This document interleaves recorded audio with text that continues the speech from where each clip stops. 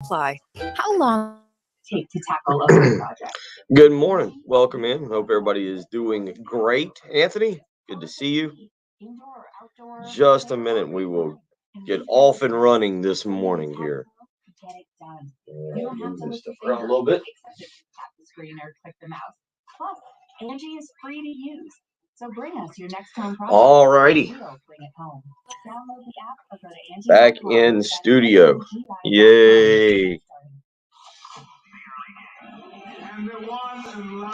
All right. We're off and running with some Ovi.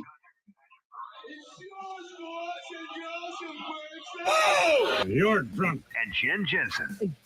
I can't even. I mean, On your home of the Gamecocks. I don't know. Everything's going wrong, and I don't know what to do. I don't know, but I might go back to bed. 107.5. I'm pretty good at drinking beer. The Game.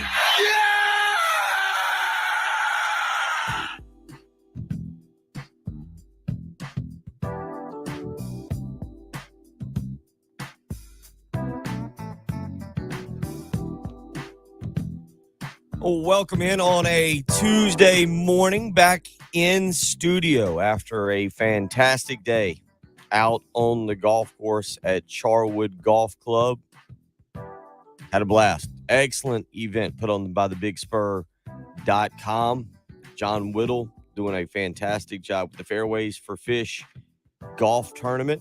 Incredible turnout. If you were out there yesterday, thank you so much for coming out and supporting Fairways for Fish, the scholarship fund for South Carolina's former baseball manager, Ryan Fisher. Absolutely incredible turnout. Great day. Rained a little late there. I think we had gotten to about 16 or 17 in our round. I think that was about 15 or 16 on the course. We started on 18, but very fun day playing with a lot of great people and seeing a lot of great people that, again, supporting a great cause out there that the Big Spur and John Whittle were able to put on there, the Ryan Fisher Baseball Manager Scholarship Fund. And, again, a lot of fun yesterday, but back in studio today. The countdown is on, Jen, for you, and IndyCar weekend. For the rest of us, Memorial Day weekend. So it's just a matter of for you getting through about another 9 hours of dealing with me, and then you're off to Indianapolis to enjoy a Jensen Morse tradition unlike any other. Yeah, it's another spectacle. Like, the greatest spectacle in racing. It's just another spectacle for the family. When the Clampets come arriving Pretty much. when the Clampets arrive in Indianapolis, Gotta load up the truck. it's Memorial Day weekend, and that'll be a lot of fun for you coming up this weekend, and look forward to that. We'll catch up with Kerry Tharp on Thursday for our NASCAR segment. Who won this past weekend? Where did we stand with that after the All-Star race? It was not, I wouldn't say confusing to me. It's not like I don't know how to watch a television and figure out the winner, but I think the race started late on Sunday night. There was it started about 8:00. Yeah. But after that, and the way the formatics of the open and everything like that, it was different for sure, and you kind of had to pay attention. But as far as who did the best, it ended up survival of the fittest, and it's funny and sad all at the same time that Carrie had Kyle Busch, I had Kyle Larson, and Reggie had Chastain, and they were all taken out within a matter of probably 5 laps of each other. Mhm. And so Byron did not win the race, but he was at least the sole survivor of our group. I mean, Okay. it truly was survival of the fittest. I watched a little bit of it on Sunday evening. I think I saw the big wreck you're talking about, where I think it was Kyle Busch Yep. blew a tire, was kind of trying to get out of the way, and was it Chastain that jumped him from the rear that just ran up? Yeah, the it kind of went up. Yeah, just it's one of those things that you're kind of holding on and you just don't have a lot of control. Yeah. And that's what happened. But yeah, Chastain kind of went up over him, kind of half sideways. He's lucky he didn't flip. You're right.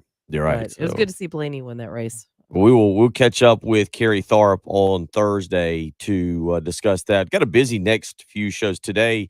Kyle Thompson will join us at 8 a.m. at 8:20 this morning at 8:20. Kyle Thompson will join us to recap the PGA Championship from this past weekend, get his thoughts. Things slow down on the PGA for just a little bit here before we head to Brookline, the country club up in Massachusetts, for the next U.S. Open there, June 16th through the 19th. So things slow down just a tad. So we'll get Kyle Thompson's recap at 8:20 today. Tomorrow morning, we'll catch up with Brad Thompson. I want to get into a lot of college football discussion today. Not that it's new news, but some Vegas over-unders coming out at the end of last week. And I want to get into that a little bit this morning, get your opinion on South Carolina's and where it stands. We'll talk a little bit about some others across the country. Have not really had a chance to get into that much, but we will get into some over-unders as it pertains to South Carolina and several of the opponents that they play this coming year, according to Vegas Insider and other different outlets. So we'll talk a little bit about that this morning. Certainly, we'll get into a little bit of South Carolina baseball. The Gamecocks scheduled to take on the Florida Gators. The South Carolina, the 10 seed, will take on Florida down in Hoover at, I was about to say 7 a.m., at 2 p.m. today. That game you can hear right here on 107.5. The game, you can also catch it on the SEC network. It is the single elimination portion of the SEC tournament. So South Carolina loses, the season officially comes to a conclusion. It would come to a conclusion also with a losing record of 27-28. So South Carolina needing to avoid that. And do you know how long it's been since they've been a losing season? I was speaking with Tommy Moody yesterday. It's not like I have this knowledge top of mind. I do not. I off the top. I believe June Reigns, like about the season before Tanner came in. So if that is the case where, we have a losing record, it's been a long time. Look that up real quick. I thought they had one recently under Chad Holbrook, but I could be wrong in that. But you're right. Obviously, under Ray Tanner, I don't think that they ever had a true losing season. And as I glance very quickly, we'll look and see if we can figure this out. It's been a long time. You're right. Under Chad Holbrook, the worst season they had was 32-25. Mark Kingston in 2019 did produce a 28-28 record. Obviously not below 500, but did produce a 28-28 record. But to find the last below 500 season that South Carolina had, you would have to go back to 1996. Okay. 1996, South Carolina finished 25-28 and also finished 13-17 in conference play. It would be 1996. So, yeah, about a 26-year run there that South Carolina's been on, 27-year run. That's a big deal. It is, and it's something that we've talked about baseball. Will Sanders is expected to get the ball today to be on the mound. We've talked about it. It's one thing to really get upset about this season, and I get it. It's not – Gamecock Larry's been right, and maybe we've chuckled with him a couple times. Gamecock Larry's delivery can be a little pointed sometimes in both directions, positive, and lately we've seen negative. But he's said a sentence multiple times that everybody would agree with, and it's that this is not South Carolina baseball. And when you repeat those stats and you say, well, it's been 26 years since South Carolina had a losing season, that goes to tell you all you need to know about consistency. Now, that doesn't mean all 26 years have been great. I just mentioned Mark Kingston had one that was a 28-28 season. South Carolina missed a couple postseasons in recent years. Chad Holbrook missing one in 2015 and another in 2017. Mark Kingston in 2019. So there haven't always been great seasons, but one thing South Carolina's done is produce a winning season. And again, it's been 26 years since South Carolina had a losing record. So to me, it's more about the big picture of the baseball program. And I know a lot of people have weighed in. DJ weighing in and saying it's 1996. Thank you, DJ. Yep. But DJ yesterday was saying everybody's focused on the pitching, and it's not good, but it's not the only reason that this team is not good. Carolina's dead last in every offensive category except 3, and then goes on to point that out. So there's a lot of things that you take into account with this baseball team moving forward. We'll certainly continue to do that throughout the morning as we get you up and at 'em a Tuesday morning. Several storms rolling through the Midlands yesterday. Hope everybody's safe and dry. So if you want to join us and weigh in on the baseball program, 803-404-6100. That's how you can be a part of the program this morning. If you want to get in, again, we will talk about the over-under, some over-unders in college football. We'll get into that. South Carolina's over-under for Vegas, 5.5 in 2022. And I'm going to ask you, is that accurate? What do you think about that? Last year, everybody was very, very down. I shouldn't say down. Everybody was very willing to jump on the 4.5, take the over. 5.5 this year. We'll get into that. We'll continue to get into some baseball. Last night, the NHL producing a pretty good early game, a 2-0 Tampa Bay win that finished off a sweep of the Florida Panthers. It was 2-0 was the final, but the Lightning score a goal. I think it was in the final 3 seconds. Other than that, it was a 1-0 game. They got an empty netter again very late. I think about 3 seconds to go is when that happened, and the Lightning move on. The late game actually was kind of entertaining as well. The Colorado Avalanche score 6 goals in a 6-3 win over St. Louis. The NBA last night, it was a complete domination by the Boston Celtics as they absolutely blow out the Miami Heat 102-82 and tie that series at 2 games apiece. So, Jen, it's a best of 3 to see who gets their nails painted. That is where we stand, a best of 3 going back to Miami, Game 5. Game 6 will be in Boston. Game 7 back in Miami. A best of 3 loser will have some beautiful nails next week. I'm so looking forward to this, and honestly, not that I ever want you to win, but Patrick seems to really be hating this a whole bunch, so I'm kinda leaning towards, hoping that maybe he ends up being the one who has to don the pretty manicure. I agree. I'm kind of pulling for that as well. 'Cause I think you would enjoy it more than you should. I won't enjoy it, but it's more of a punishment that I'm okay with. There's not physical harm involved.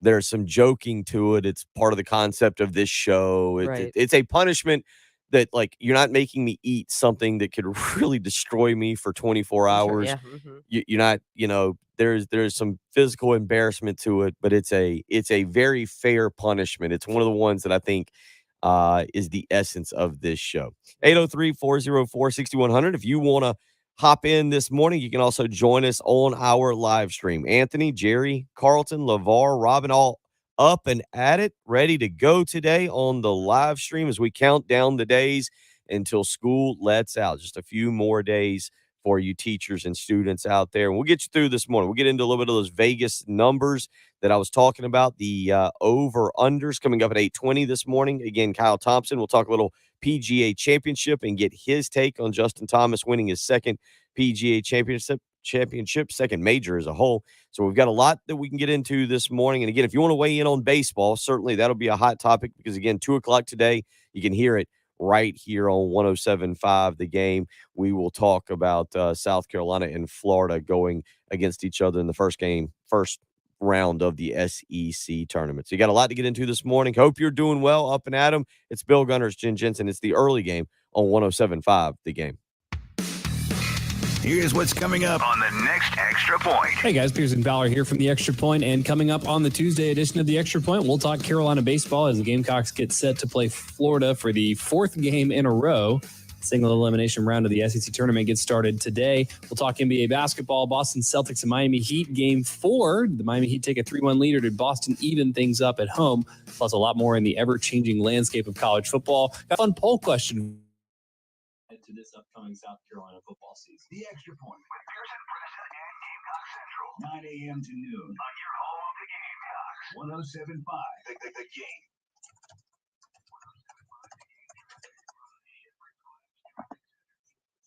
All right. Welcome in. Yep. Few more days for you, Robin. Just a few more days, and then you get a nice summer off.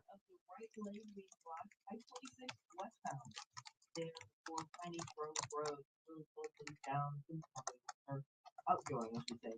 I-26 westbound before Penny Grove Road, the right lane is blocked due to an overturned vehicle. And we do have a report of injury accident I-20 eastbound at Fairfield Road. In forecast for today, we could see some more storms, some lingering storms, especially this evening. A high of 86, 83 for the high tomorrow under mostly cloudy skies. Right now, though, it is 5-70 to 175 the game.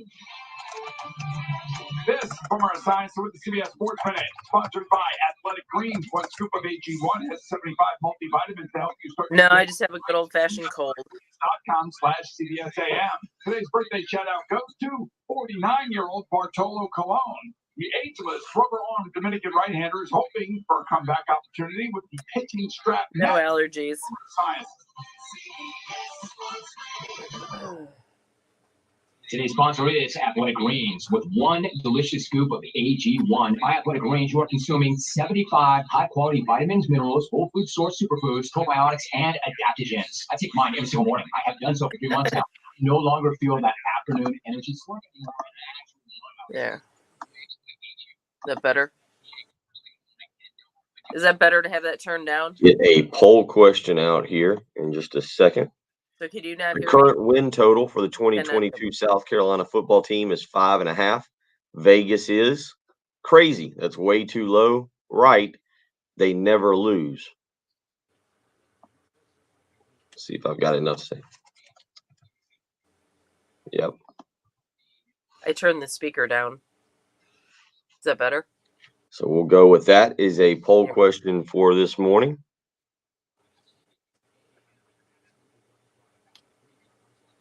Can you not hear me?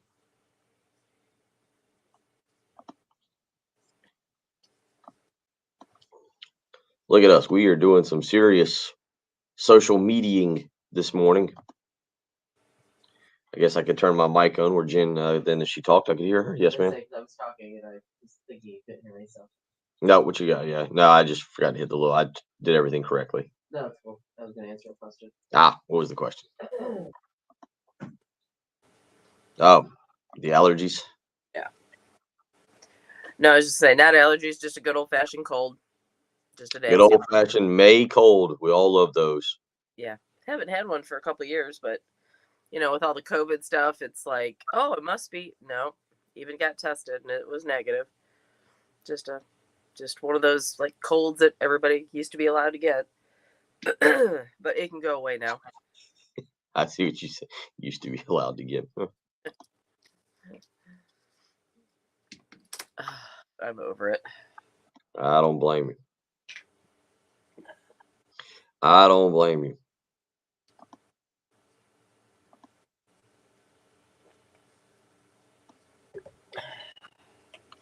Let's see here. What was I? Oh, yeah. I was going to do one more tweet.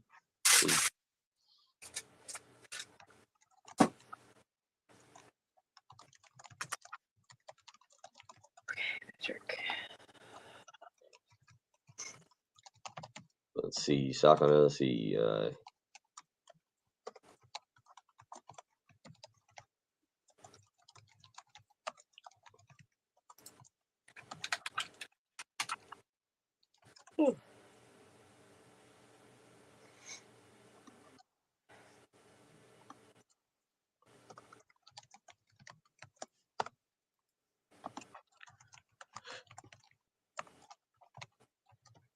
You know you have a typo. What? That's way too low. You only put one O instead of two.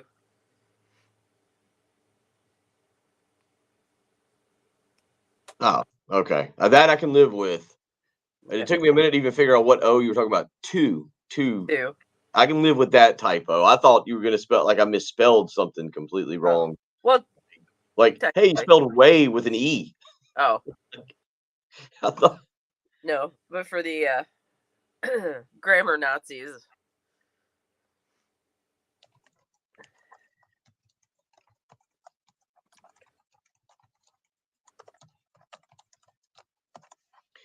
That I can live. That one. The use of 2 and 2. I can. Nails I on can. top. I can live. I can live with that one at 6:20 in the morning. The complete misspelling of like a way, which is not even a word. I guess way back burger. Maybe way back burger. Yeah, it's still a W-A-Y. There's whey, like, curds and whey. That's W-H-E-Y. W-H-E-Y. Yeah, that would be a typo this morning. 2 right now is just a. Grammatical error. I've had coffee since Sunday. I think.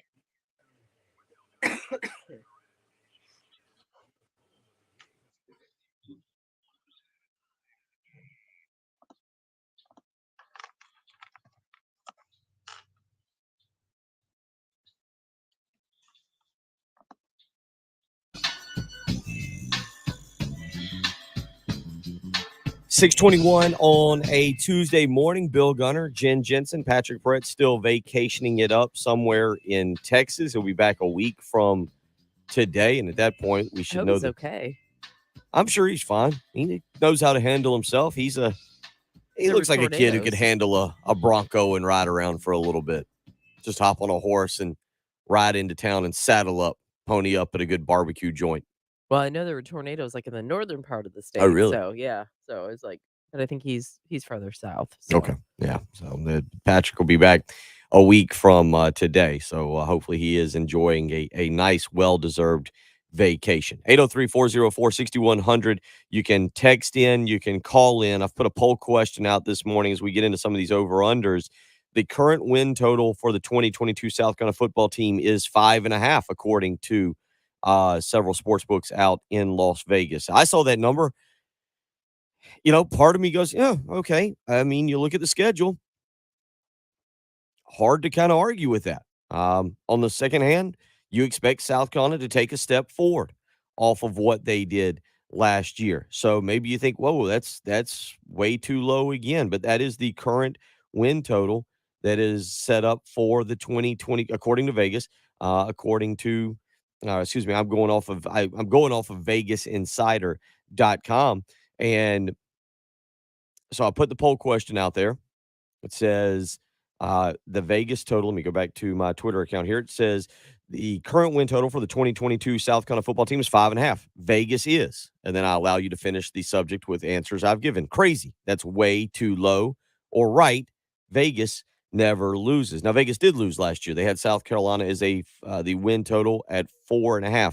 But it serves the big picture question of South Carolina football. How much respect? Because it feels like there's certain areas. Josh Pate of 24/7 Sports, who does a podcast, has given South Carolina a lot of love, has gone as far as to call him a dark horse candidate for the SEC Eastern Division Championship in 2022 here. Is that legitimate? Is that maybe asking a little bit too much? You do seem to have upgraded the quarterback position with Spencer Rattler. I think we all want to see him actually perform in games. The offensive line, I thought it was an interesting stat that was given out by Shane Beamer a few weeks ago on one of the Gamecock Club tours, where he said that no offensive lineman missed a snap this spring practice. They were all completely healthy. That's got to help with continuity. That's got to help with development, I would think. You would expect the offensive line to be better. Obviously, the additions of Juice Wells at the wide receiver position. You've not seen Corey Rutger, and you've not seen Austin Stogner at the tight end position, but Jaheim Bell, who didn't get to go through spring practice due to an injury, would be back. We'll see what Josh Vann is able to produce. Does somebody else step up and become a more reliable receiving threat, a Marion Brown or somebody else?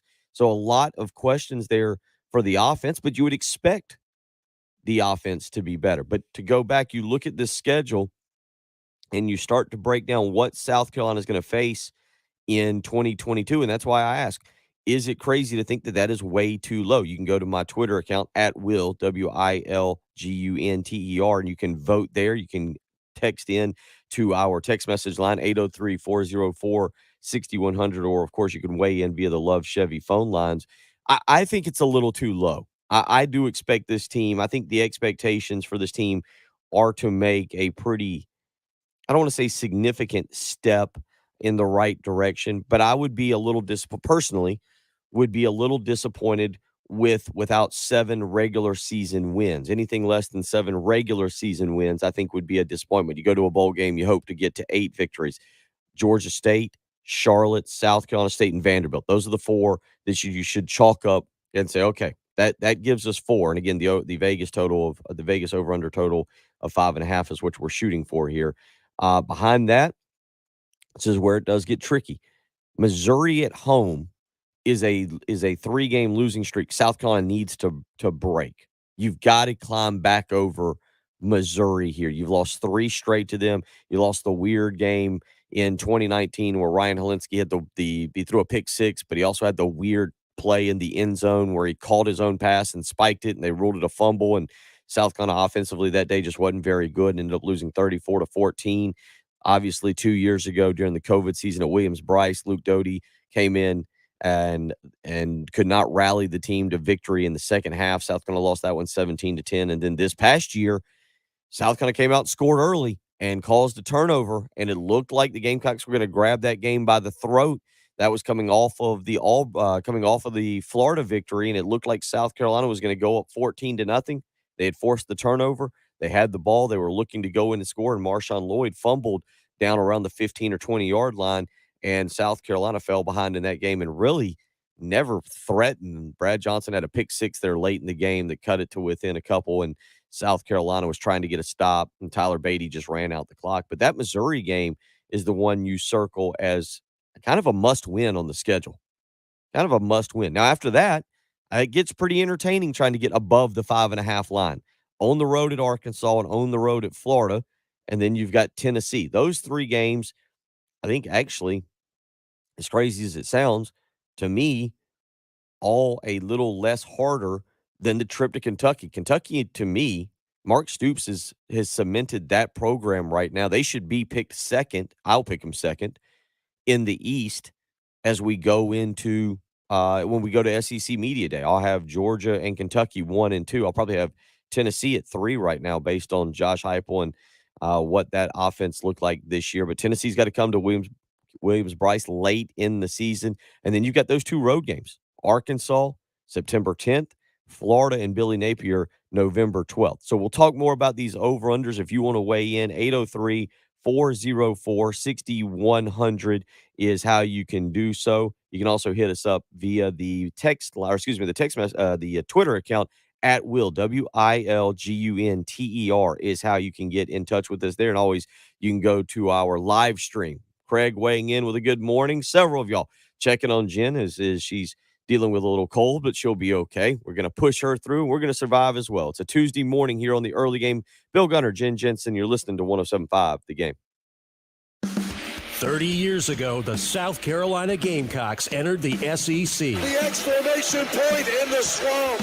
Carolina is going to Atlanta. To celebrate, 107.5 The Game is putting together the top 30 Gamecock football players from the last 30 years. Cooper running left side, now flipping it back to Ellington, throwing for Connor, into the end zone, caught.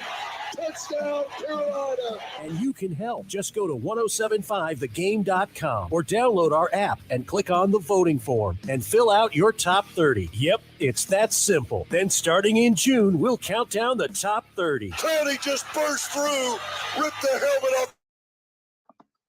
Let me do something real quick here with our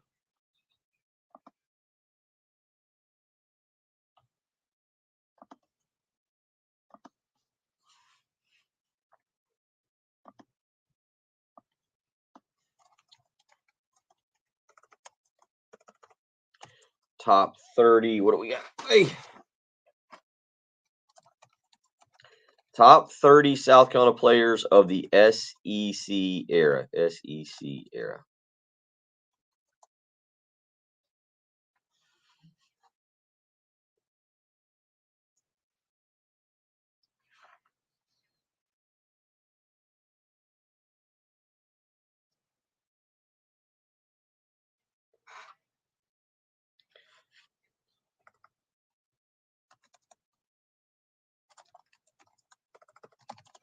Let's get you the go and vote on 1075thegame.com. There we go. Okay.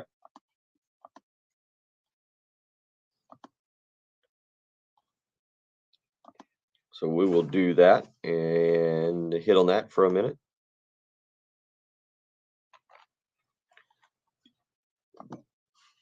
Okay.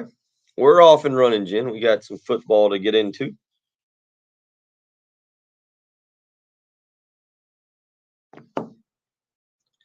And get going from there. We'll get into the top 30 players take that and move that up. Oh, Jen, you know what we need to do today? Definitely need to get a TikTok out there. This is where social media I get with the Instagram and the TikToking and the Twitter. I just fall behind. You're just, yeah. Just too much. By the way, I tried one day last week I thought I put stuff in for TikTok that, like, if I pull it up, would come up. You're Like okay. recipes or sports. That's not what I'm getting. Still not? Yeah, I don't get it. We still have 3 minutes. We still got a few minutes? Yep. Yeah, I don't understand. I just don't understand the whole TikTok. I thought for sure that, you know.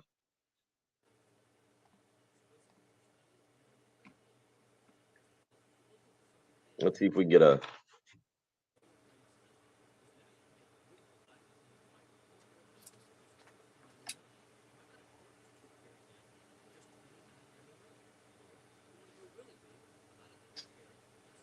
probably not good that I can't even remember how to do a TikTok.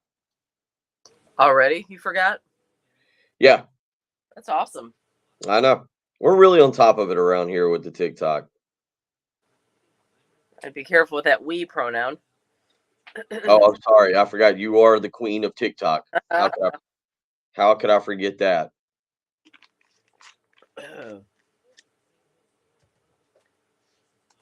Oh, good Lord.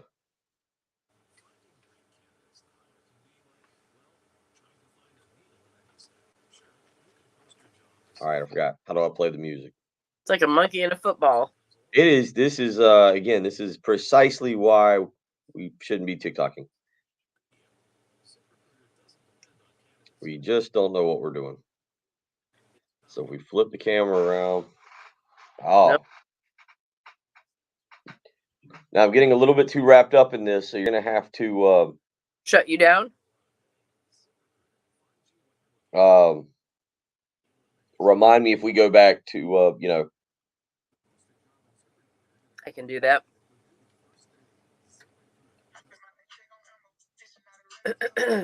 Got about a minute and a half.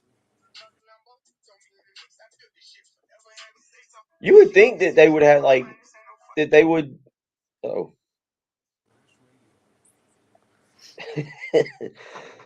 I don't want to post anything with curse words in the thing. Appreciate that. Yeah, you would think you could choose from like clean edits and stuff.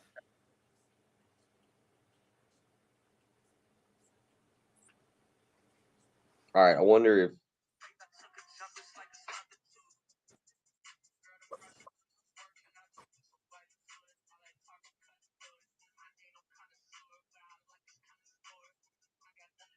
all right, I think I can play this.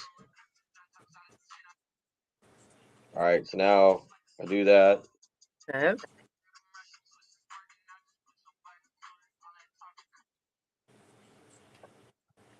You've got about no. Wait.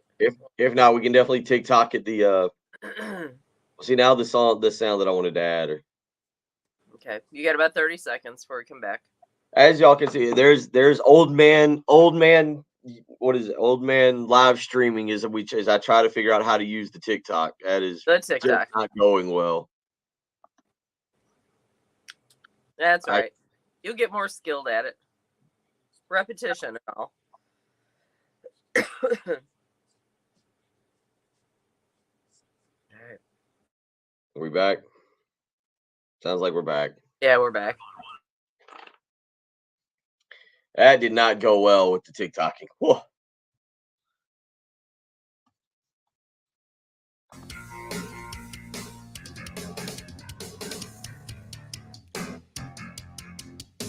You can always go and follow along with us during the show on our YouTube page. Go to youtube.com, search 1075 The Game. Click subscribe, hop in. Craig, RL, Larry, Robin, all weighing in. And if you were there, you just saw during the break. I was trying to do another. We now have a TikTok page where you can go, and I don't know what we're going to do with this thing. I have zero clue what we're going to actually end up doing with the TikTok page, but definitely did not do a good job of being a 40-year-old trying to use TikTok in the off-air segment right there. Jen was watching intently. We were trying to find music that did not have a curse word that we could play on the TikTok. That became a little bit of a challenge, and then I ended up with some purple effects in there that were going to make me look kind of glittery. So you can always go and watch that. We'll try and get a TikTok out. You can go on if you've got a TikTok account, the Early Game 1075 is where you can go and find us. And again, you can go and follow us along on the live stream. Go to youtube.com, search, click, and subscribe for the Early Game. And you can join us that way and see the shenanigans we pull there. You can also see some of the things we do throughout the show. But yeah, that was a real rear end whipping I just received from the TikTok trying to figure out how to get a video up. And the fact that you were kind of almost excited a little bit about the purple glittery background or effect that you were going to use just makes me want Patrick to win or to lose and have to get his nails painted, because I just think you'll embrace that way too much. Yeah, that was again. I like the spirit of the That's true. Wager Wednesday. Yeah. That's in my as I look over there. The musical instrument is a neat one. The what was a few others that we had on there? Nails painted. Yep. The bar 3 with you, I think, is a really good one. There's a couple on the karaoke outside, I think, was a really good one. So there's a couple over there that I'm okay with. The eating of the Reaper chip, that one No. just it seems rough. So Patrick definitely likes those things. yeah, Those are things that you and I don't think handle as well. right. Yeah. So It's all part of this little program that we have each and every morning, and we appreciate you being a part of it. If you want to join in, 803-404-6100, how you can do so. I was asking the question in the previous segment. I have the poll question up on Twitter. The current win total for the 2022 South Carolina football team is 5.5. Vegas is crazy. That's way too low. Or right, Vegas never loses. Right now, 70% of you saying crazy, that's way too low. 30% saying right, Vegas never loses. A couple of you weighing in on the text line. AC saying, I'm with you, Bill. Anything less than 7 wins would be disappointing for this team. DJ weighing in says bold prediction, 9-3. Richard weighing in on our text line and saying they're giving South Carolina too much credit considering how this line has not played well and these new guys haven't played together. I think Rattler is going to be a disappointment considering what people are expecting. The blocking is horrible, and play calling is either going to be horrible or we're going to try and do too much and not find a good balance. If South Carolina wins 6 games, I will be happily surprised. So you got a couple of you that are kind of going back and forth on that as to where South Carolina's maybe total should be. What's interesting is you do look at that schedule. South Carolina will probably be, if we're sitting here today and we're being honest, South Carolina's an underdog on the road at Arkansas, against Georgia, on the road against Kentucky, Texas A&M. I would assume as we sit here today on May 24th, and I could be wrong on this, that there'll be an underdog against Florida and an underdog against Clemson. That's 6 games that you go into the season looking at, and you're saying South Carolina's probably going to be an underdog of a field goal or more. The ones that you'd probably throw into question there is the Arkansas game and maybe the Florida game. I really am, once again, shocker, down on the Gators. But that's 6, and that doesn't count Tennessee at home on November 19th, which who knows what South Carolina will be. It's late in the season. Who knows the health of each team.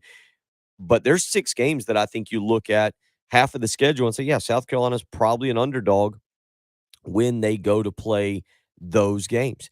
So it's not like South Carolina has made drastic strides to where I think you just look at it and say, okay, 8 wins. Yeah, Spencer Rattler's back. And as Richard was pointing out, the offensive line, while back, has got to improve dramatically on their blocking. South Carolina has to be a little bit more consistent in the run game. You've got to be able to go on the road to Fayetteville on September 10th with that offensive line and open up holes for Marshawn Lloyd and Christian Bill Smith and Rashad Amos and Juju McDowell. You've got to be able to run the football. And while I'm very interested to see what Marcus Satterfield can do, he also has got to prove himself to be a guy who can put together a very good game plan. And, with the help of Freddie Kitchens now coming in as a senior offensive analyst, a guy who has head coaching experience in the NFL, who's been around the collegiate game for a while as well. Justin Stepp, you think maybe putting in some suggestions there on how to use the wide receivers.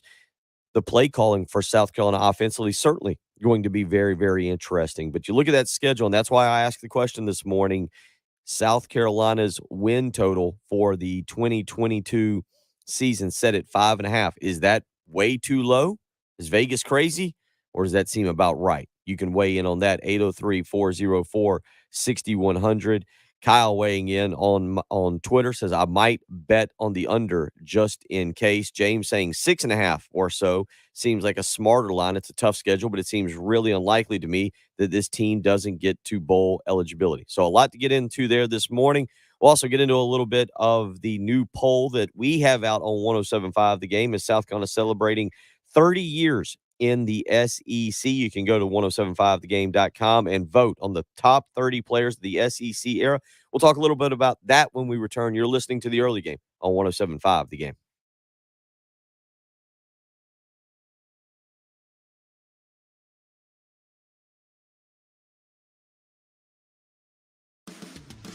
The Halftime Show with Jay, Terry, and Tommy. Noon to 3. On your home of the Gamecocks. 107.1. Appreciate that, Brian. Glad you could swing by, make an appearance this morning. Welcome into the live stream. A winning SEC record would definitely be a very good thing. 4-4. I didn't even kind of think about the SEC portion of the record. 1-2.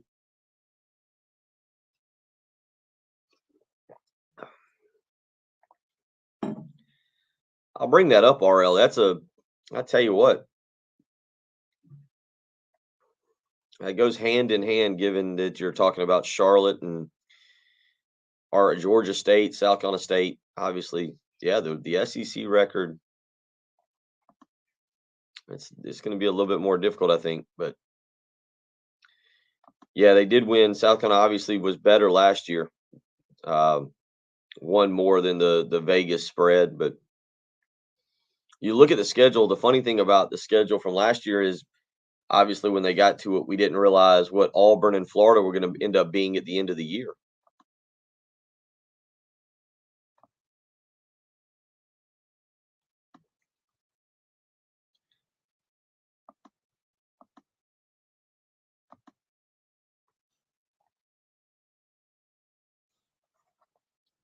Make sure nothing is happening on the old Twitter here.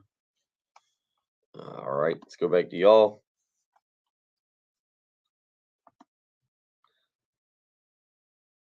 So we'll get into this here in a second. The top 30 players of the SEC era as well. Read a little thing there. What we got? Some emails. Something that I cannot attend. Something that I don't want to interview. I don't know what that is. Okay. Some quick deletions of emails, but we'll get into the top 30 SEC players here in the next little segment. Yeah, this I agree with. Yeah, if they win in Fayetteville, it really opens the door to what this team could be.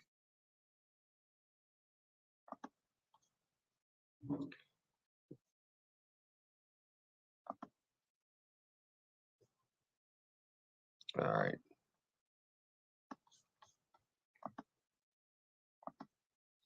They definitely could if they could win.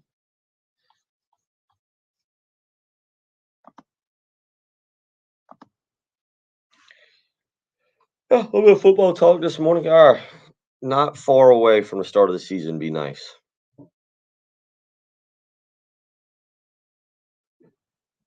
All right, Jen, keep me updated. Let me mess around. Let's do it again. Let's see what we can do for the TikTok. I tell you what freezes me up about the TikTok is trying to add the music. I realize how little I know about the music. Yeah, I get that. Like, you got about a minute and a half, so. I mean, we need something we don't need like the Jack Harlow Dua Lipa song yesterday. That was the first time I really listened to that. It's pretty good. Jack Harlow's actually not bad. I was pleasantly surprised. Without kids, that will be boat. That will definitely be some boat music this summer. Okay, I do like Dua Lipa. Yeah, I think he wrote that song to. They said it was like sliding into her DMs.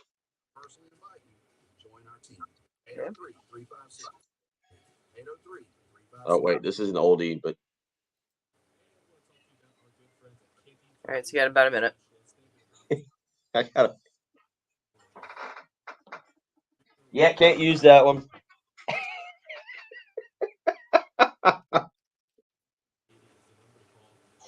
I was going with Still Dre, and it's the part where it's la da da da da. It's the MFing. Yeah, can't use that one.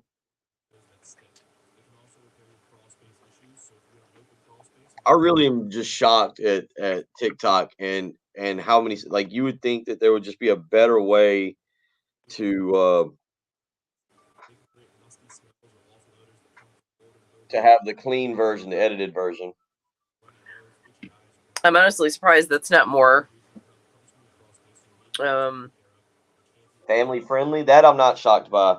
well, no, but more available, or that you should be able to scroll through and find better, more family friendly stuff.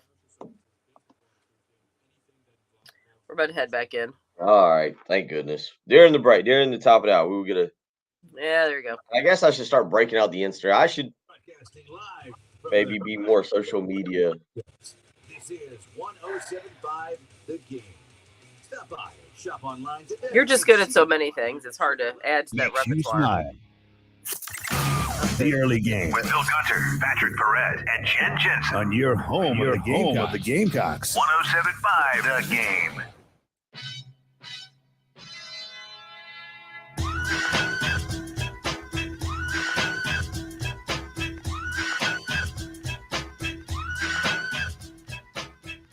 .647 on your Tuesday morning. Bill Gunner, Jen Jensen. It's the early game on 107.5 The Game. Talking some college football win totals. I'll get into other teams' win totals as well in the next hour and give you a couple. See what you think about those. If you want to weigh in this morning, 803-404-6100, how you can be a part of the program. Is that meant for us?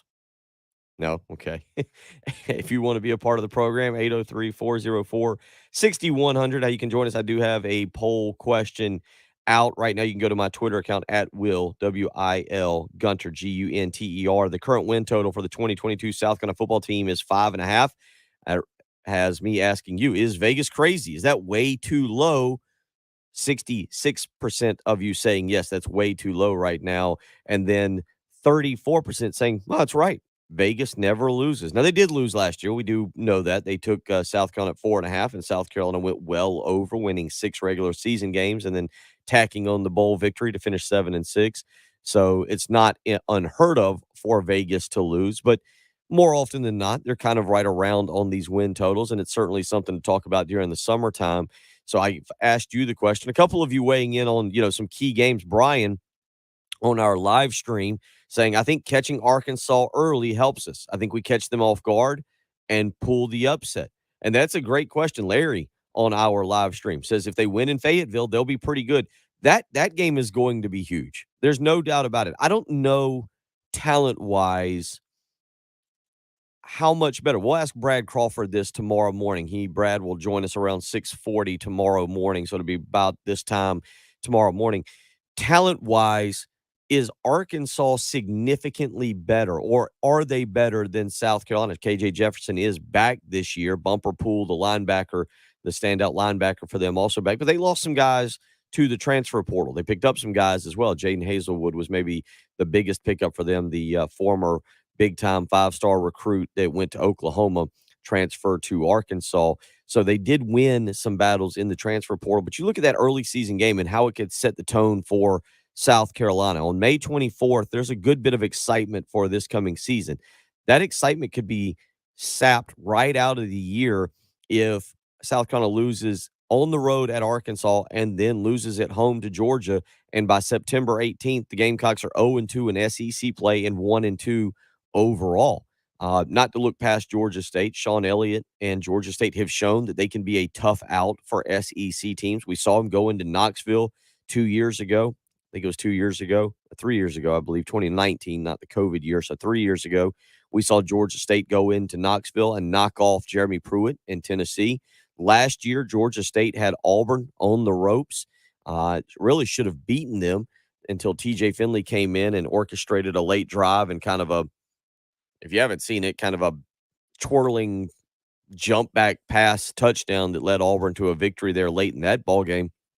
So Sean Elliott and Georgia State, excuse me, are not going to show up here at Williams-Brice Stadium on September 3rd and necessarily back down from the Gamecocks or be caught up in the atmosphere of Sandstorm in 2001 and the White Towels. They're going to be ready to go.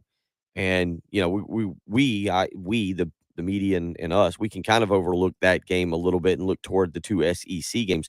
The football team simply can't. That's going to be a test. South Carolina opening right now as an 11-point favorite in that game against Georgia State on September 3rd, Labor Day weekend. So it's not like South Carolina is a huge favorite in that game as well. But we've discussed a lot about the current win total and what South Carolina is set for. 5.5 is the number via Vegas. If you want to weigh in on that, 803-404-6100, how you can be a part of the program. You can also, again, go to my Twitter account at Will, WILGUNTER, and weigh on that as well. One thing we're doing here on 107.5 The Game, it is 30 years of South Carolina being in the SEC. And right now, if you go to our webpage, 107.5 The Game, you can click and vote on the top 30 players of the SEC era, the top 30 players of the SEC era. So I'll look at the list right here, and right off the bat, let's see, I've got 6 quarterbacks: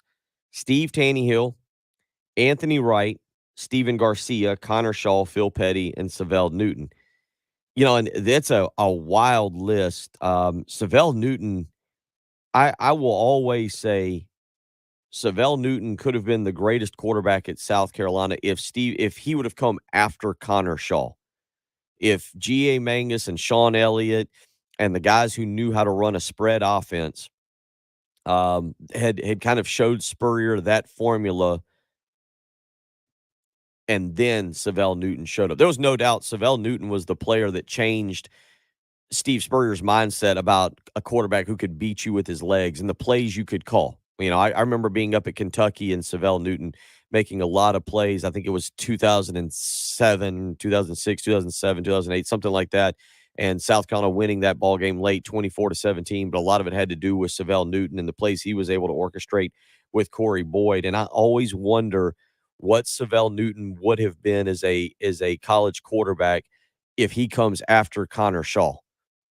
Because Connor Shaw was the guy, obviously. If they were able to put Newton into that Connor Shaw offense with the zone reads and being able to use the legs and then being able to utilize the passing portion of what Newton could do, it's absolutely incredible what potentially Savell Newton could have been.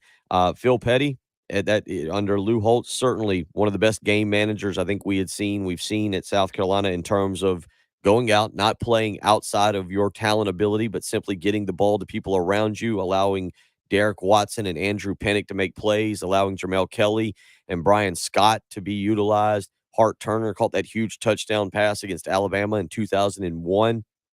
South Carolina at that time had a really good offensive line. Certainly Charlie Strong was leading the defense. Skip Connor Shaw because that name speaks for itself on who and what Connor was all about and obviously what happened during his tenure. Steven Garcia is always the most interesting. I saw a tweet from Garcia the other day. Somebody found basically a letter that Steve Spurrier wrote, kind of a manuscript for what the quarterbacks in 2011 needed to do in that offseason to get ready for the upcoming season. It was a list of things. Do this, do that, get yourself ready this way, watch film, pick a quarterback you want to be like. And Steven Garcia still to this day just tweets back like, you should see some of the letters he wrote me. And it was Garcia, the rebellious child who just never wanted to get in line with the way Steve Spurrier wanted to coach. And they managed to make it work good enough to win an SEC Eastern Division championship. But I think the question will always be of what if Steven Garcia had been willing to go out and really dedicate himself to being a great quarterback. And it's not that Garcia had an awful work ethic. I think sometimes a lot of people with Garcia tend to think he was this kid who just showed up on Saturdays and played football, but the other 6 days of the week, he was just hanging out of the dorm or in 5 Points drinking beer. Garcia had a good work ethic. I think the question will always be if it was a little bit stronger, what could have he ended up being for South Carolina and what could have he ended up being as a individual player? Like how good could have he just been if maybe the dedication had been there a little bit more? Yeah. Different coach. Would that have made a difference for him? I don't think so. You don't think so? I don't think so. I mean, he had a guy who could push him and was pretty laid back. That was kind of the other thing. Spurrier, I know the visor throwing and all that with Garcia or with any quarterback, but Spurrier's actually, I think a lot of other coaches might have just benched Garcia or moved on. I think Spurrier saw the talent in him. Anthony Wright and Steve Tannehill. It's a great list. You can go to 1075thegame.com and vote on the top 30 players of the SEC era for South Carolina. I'll get back into this quarterback discussion because it is kind of interesting. Didn't get to Tannehill and Anthony Wright. We'll get into that. Get back into some over-under. South Carolina baseball today, 2 o'clock against Florida. And Kyle Thompson at 8:20. A lot to get to. The early game on 1075 The Game. Gamecocks, Braves, the NFL with live local radio. 1075 The Game, WNKT FM, Eastover, Columbia, a Cumulus media station. It's not too late for a deep spring cleaning on your home. So give Zerorez Carpet and Air Duct Cleaning a call. Schedule today and get 3 rooms of carpet cleaned for only $119. Mention me, Bill Gunner, at 1075 The Game, and you'll get a hallway cleaned for free. Schedule online at ZerorezColumbia.com. When you get nachos, tacos, empanadas, spicy queso with jalapenos. All right. There we go. All right, let's see if we can find this is like the hardest part is finding a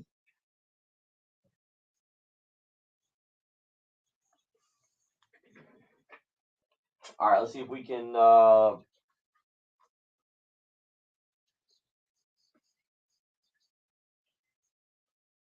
has your sign. Oh, posters for my new pet store. More decals for pharmacy.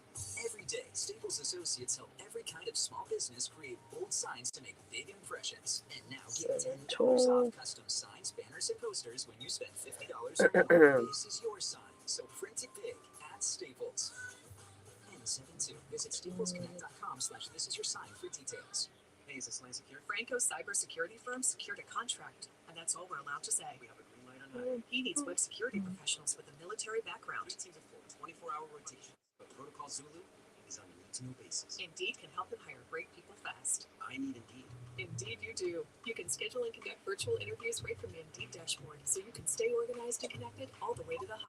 Visit Indeed.com/credit and get $75 towards your first sponsored job. Terms and conditions apply. At the United States Postal Service, we deliver packages fast and affordably, so you can give your customers what they want when they need it. We're delivering for. He's getting inspiration. Mom and pops, pop-ups, startups, retail, wholesale. He's walking. He's thinking. Big box customers. I'm stepping away in case there's anything bad. Okay, I get it. Protecting our license. We appreciate that. Yep, because apparently just hitting the clean version does not guarantee that I'm getting clean songs.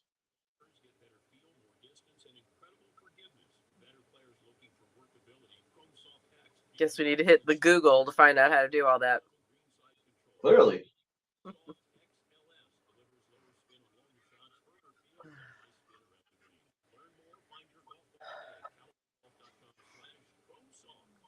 All right. Almost. How much time we got?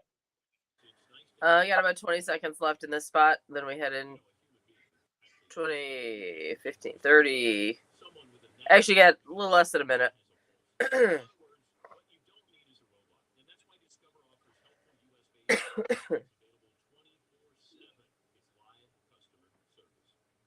Oh, yay. Welcome, Brian. That's awesome. Appreciate you joining us. All right. Well, at least. So Bill at least has music. Okay. We're going to go with some Bruno Mars, I think. That sounds good. The safest we could do. It's like two parents in here trying to find the right music for their kids to listen to on the road trip. Yep. Gee whiz. That's funny. Oh, man. Shoot me now.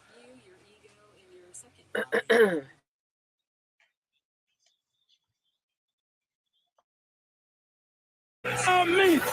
On your home of the Gamecocks. I love me some meat. I can't stand myself. 1075. Let me finish, Bill. The Game.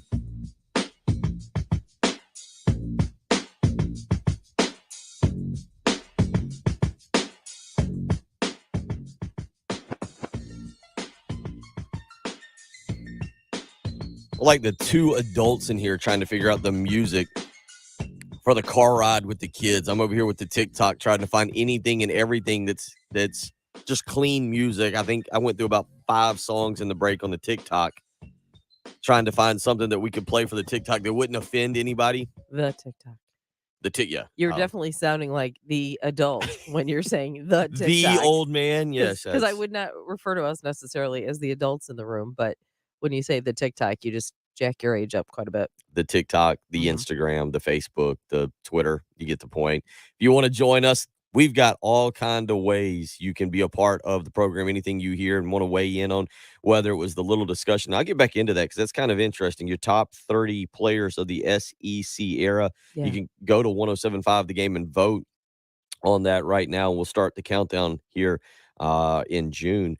But the quarterbacks, there's 6 of them. Savell Newton, Phil Petty, Connor Shaw, Steven Garcia, Anthony Wright, Steve Tannehill on there. Papa Joe weighs in this morning and says Garcia was the most underrated quarterback in Gamecock history. He won the biggest game in program history. That's the weird thing about Garcia, right? Like, I think that's even what maybe drives people a little more insane is the potential that Steven Garcia had because of the way everything ended. You know, Papa Joe, the one thing I'll say, you're right. He was very good against Alabama on that fall Saturday. He was pretty good when South Carolina went down. We kind of forget in 2010 when South Carolina went down to the Swamp and South Carolina thumped them, just whipped them 36-14. We forget because Marcus Lattimore that night was unbelievable with 212 yards. But Garcia that night was efficient, 15 of 22, 156 yards in that ball game. It wasn't like Steve Spurrier asked Steven Garcia to do a whole lot. Garcia ran the ball 12 times for 28 yards, and most people remember it with him finishing the game with that punishing run over Will Hill into the end zone where he just laid him out and finished off the 36-14 thumping. And again, Garcia that night, he was efficient. He did what he had to do. And that was complete the passes that were there, 15 of 22, and turn around and hand the ball to Marcus Lattimore. And he did what at times was his biggest, or he did not do what at times was his biggest bugaboo. He didn't throw an interception or make a bad play. Garcia had so much potential. And it's interesting as I go through these quarterbacks and you think back to the last 30 years and what you've seen, you know, Steve Tannehill. I mean, Tannehill was 92 is roughly when I really started noticing South Carolina football. Really starting. I was 10 years old. And it's I can remember sitting in the stadium on Halloween day. We had played a soccer game that morning. I was 10 years old. So I was my son's age now. We'd played a soccer game that morning, and my dad had brought me and some friends to the stadium to see South Carolina and Tennessee on Halloween day. It was a great one of those great South Carolina fall Saturday afternoons that, you know, we could wear shorts and T-shirts to the game, and it would get chilly that night to do some trick-or-treating. But Hank Campbell coming out of nowhere to stop the Tennessee 2-point conversion was an incredible victory, was a lot of fun in the stadium that day. And that was maybe my first I'd gone to games prior to that. My mom and dad had always taken me to, you know, like an Appalachian State game or Western Carolina or something like that. Growing up from the ages about 5 to 9, I thought our big rival was Appalachian State and Western Carolina. It was like, this is the only teams we ever play. I have no clue who else we play. But I think Tennessee was one of my first big time wins that I got to watch South Carolina at, and it was absolutely phenomenal. And that was Steve Tannehill. And then obviously, I think it was the following week. South Carolina went down and lost to Florida down in the Swamp 14-9. And then obviously Steve Tannehill completed the season by going up to Clemson. And there's the famous picture of him signing the Tiger Paw and doing all those things there as South Carolina would knock off Clemson up there to finish a 5-6 season, rally from an 0-5 start. And so, you know, what you remember of Steve Tannehill, he was kind of the first quarterback that I really remember. And then Anthony Wright coming in behind him. And we talk about a guy who had a lot of potential, and Steven Garcia, who knows what Anthony Wright could have been. The knee injury he suffered against Tennessee, I think his junior year, sophomore year. Somebody can correct me because now I'm getting a little out of my league with age, but the knee injury he suffered and what Anthony Wright would then go on to be. I know we're doing this for South Carolina, but there's a reason Anthony Wright went on to have the best NFL career of any South Carolina quarterback, I think, ever. I know Dan Reeves was pretty good, but I think Reeves got moved. I don't think he played quarterback in the NFL. I think that was a weird story that Patrick's looked up before. But Anthony Wright went on to have the best career of any South Carolina quarterback in the NFL that I can remember. Maybe somebody out there can remind me of another guy. But, man, what Anthony Wright could have been for South Carolina is something that definitely, again, I remember those days. Joey from Sumter weighing in on the text line 803-404-6100. If Dylan Thompson's team had any kind of defense, he would have absolutely be listed as one of the best quarterbacks ever to play for us. And I kind of agree with that too.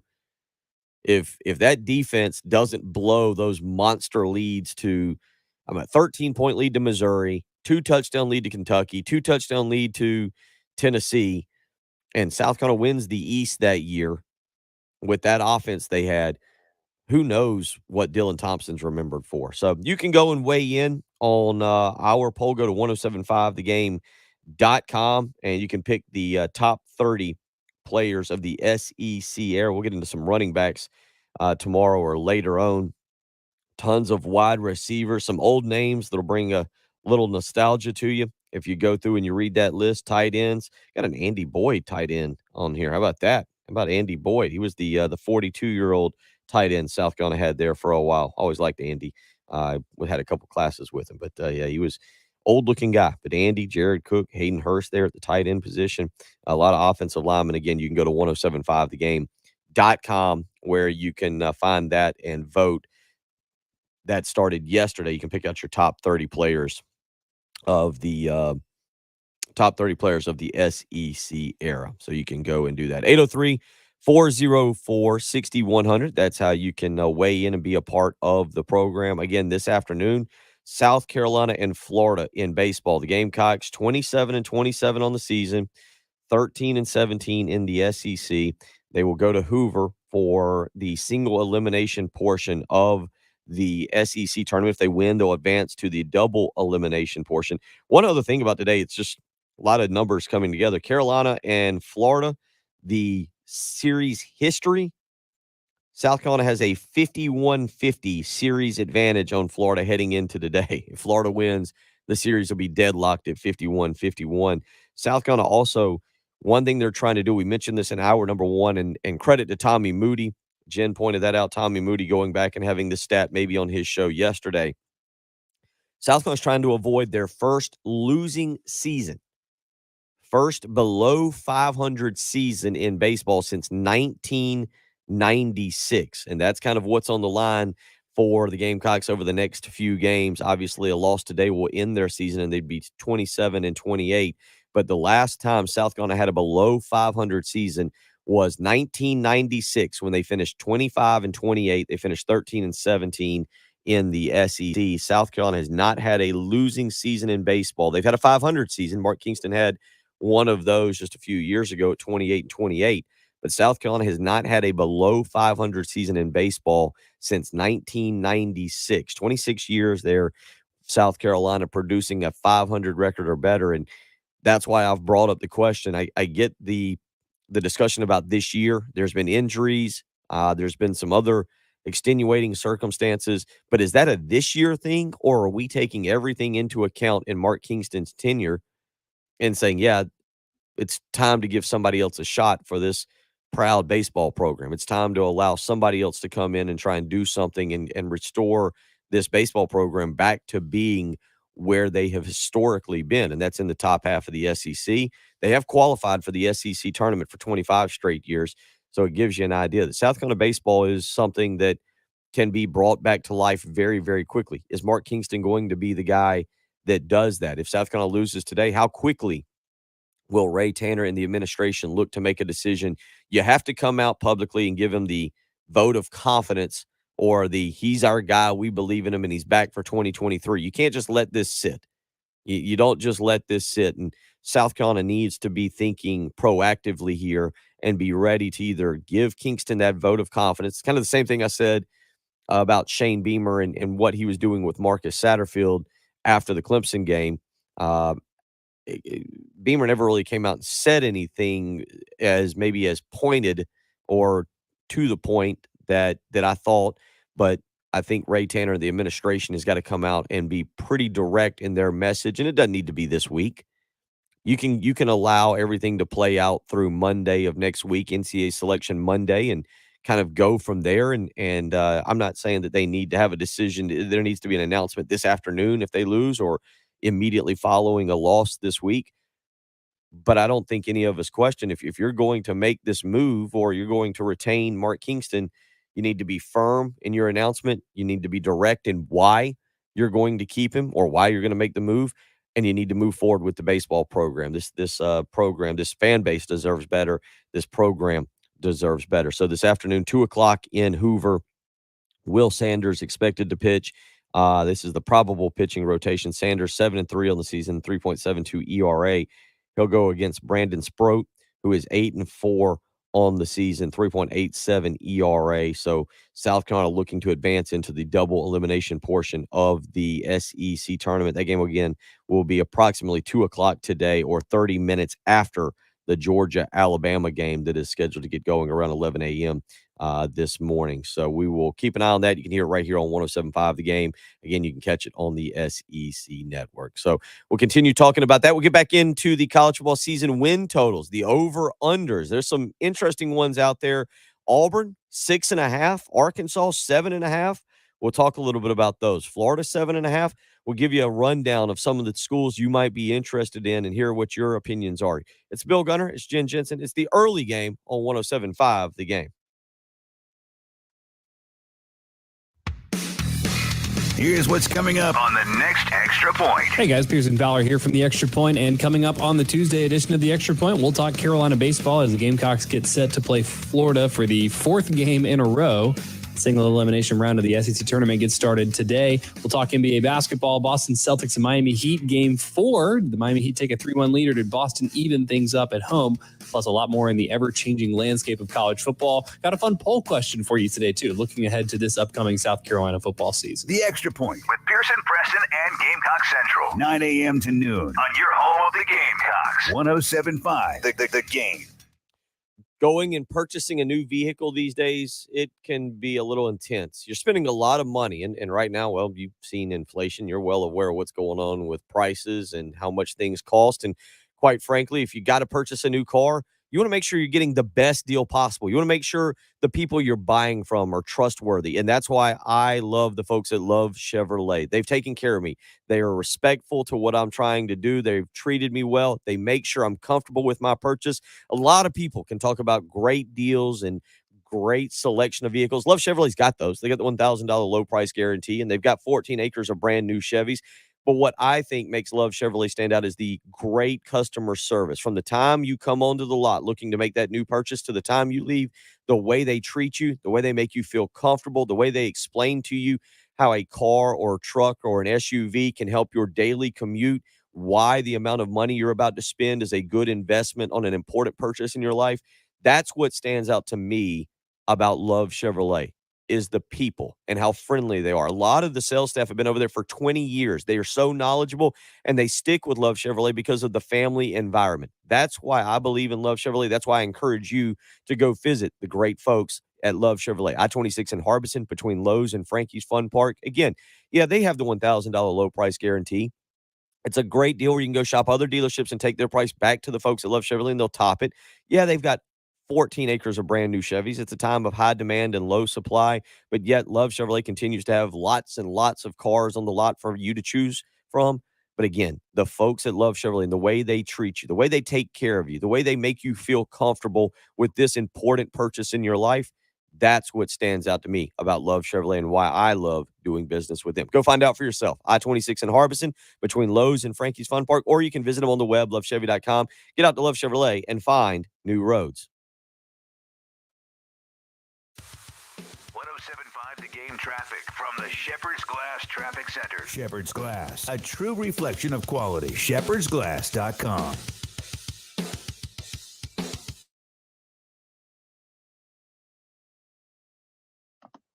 All right. We're going to try the TikTok, and then Travis, Sonny, I'll come back. Oh, Sonny, hope you're okay. That's not good. All right, let's see if we can get this TikTok thing done correctly for once. We're going to flip the camera.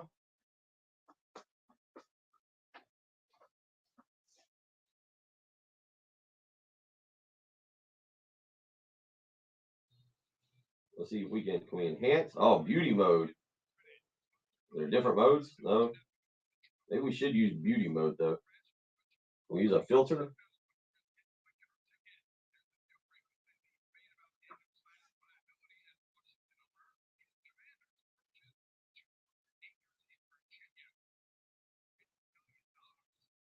All right.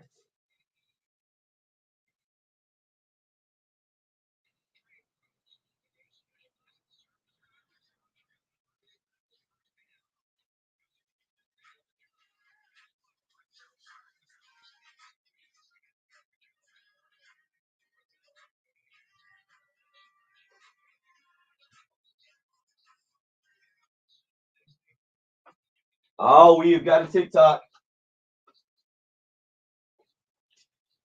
We've got a TikTok. We've got a TikTok. How do I add?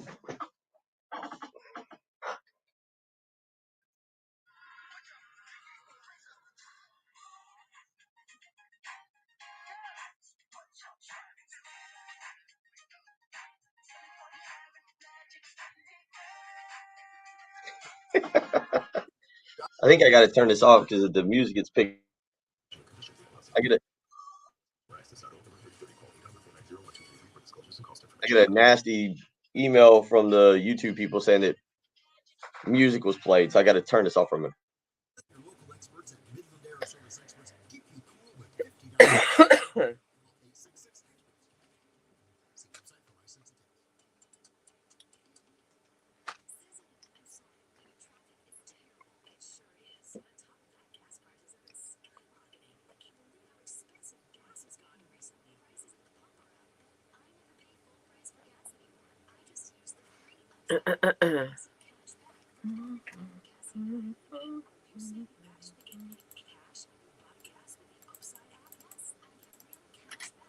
Players of the SEC era.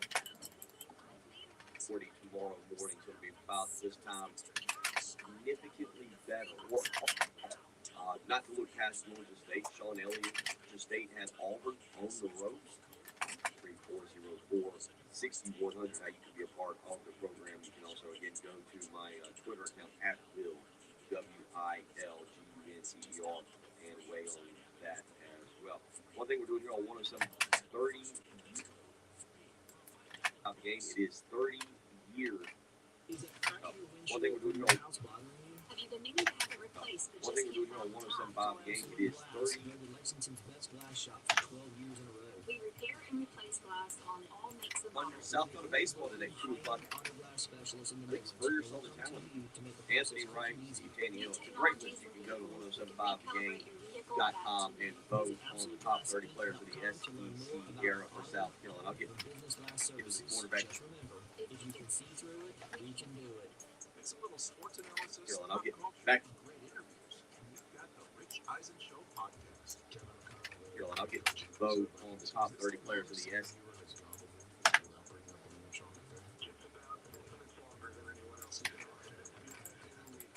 Game. It is 30 years of South Carolina being in the SEC. 30 players of the SEC. New TikTok is up. We got a new TikTok. Excellent. We've officially gotten a TikTok up. My day is complete. I can go home and rest now. Your day is complete. Honey, I hate to hear that. Hope you're feeling better. Yeah, me too. It's not good.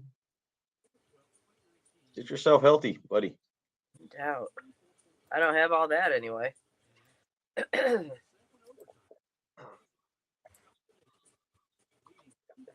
Yeah. Not good. Yep, Sonny, we're thinking of you. Absolutely. Your live stream family is worried about you. We're not coming near you, but we're worried about you. Yeah. Yeah, he didn't say he's gonna whip you up some breakfast and bring it over because Yeah, we're not doing that. we don't need you that sick. We're pulling for you, buddy. Get yourself better.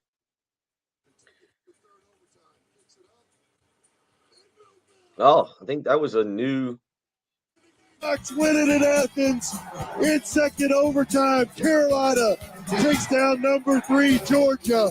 They win it 20-17. I am not believing that. A 2 overtime victory against the number 3 team in the country.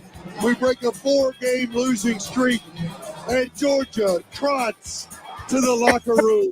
Jay, I said earlier, Todd, a lot of firsts today for Carolina. We talked about Fromm not throwing an interception. He threw 3 today to the same guy. Thank you very much. And then, of course, Blankenship had not missed a field goal. He got 1 block. Then the key right here, he missed it. So, you take him any way you can get him, folks. But I'm going to tell you one thing. I want you to listen to me, fans. Never have so few given so much for so many. It's unbelievable. And that's our old-timey clip of the day, sponsored by Old Timey Meat Market with 3 locations: Lexington, South Congaree, and St. Andrews Road in Irma.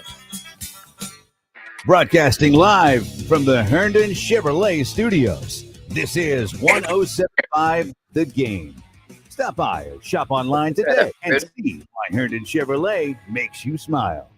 The Early Game With Bill Gunter, Patrick Perez, and Jen Jensen. on your home of the Gamecocks. The Early Game, 107.5 The Game.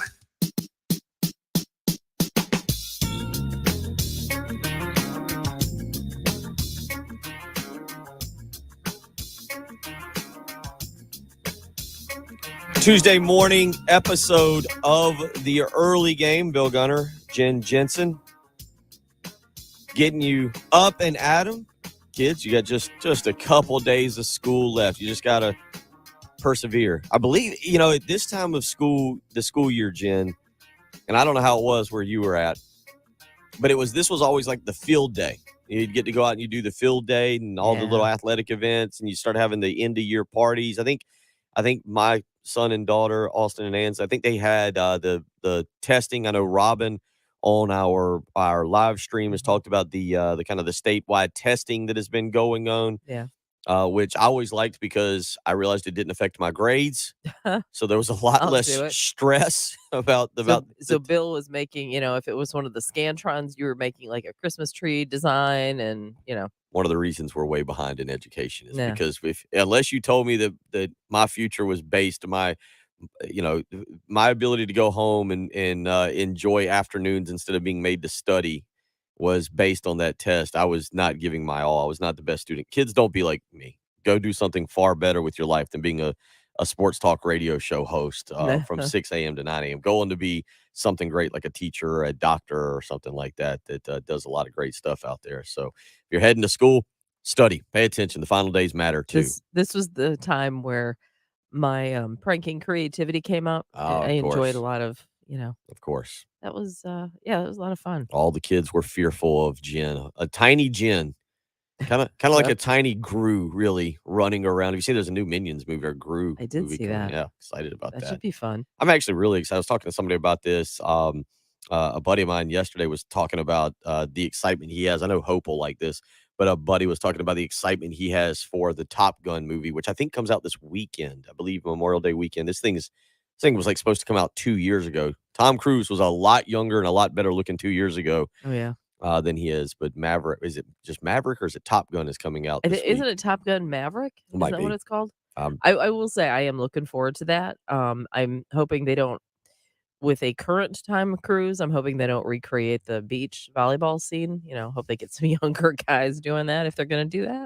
Of course. Not that scene ever stuck out, Yeah. to me as a kid. Get the younger guys out there doing that. Where's the younger guy? Where's Val Kilmer younger? Val Kilmer's not aged well. No, I think he's had has some health issues. Some serious health issues. It's a sad story. I mean, it really really is. Yeah. Hope says, yes, I'm going on Sunday. Can't wait. I am So, not surprised. She's probably going to be the first person at the door.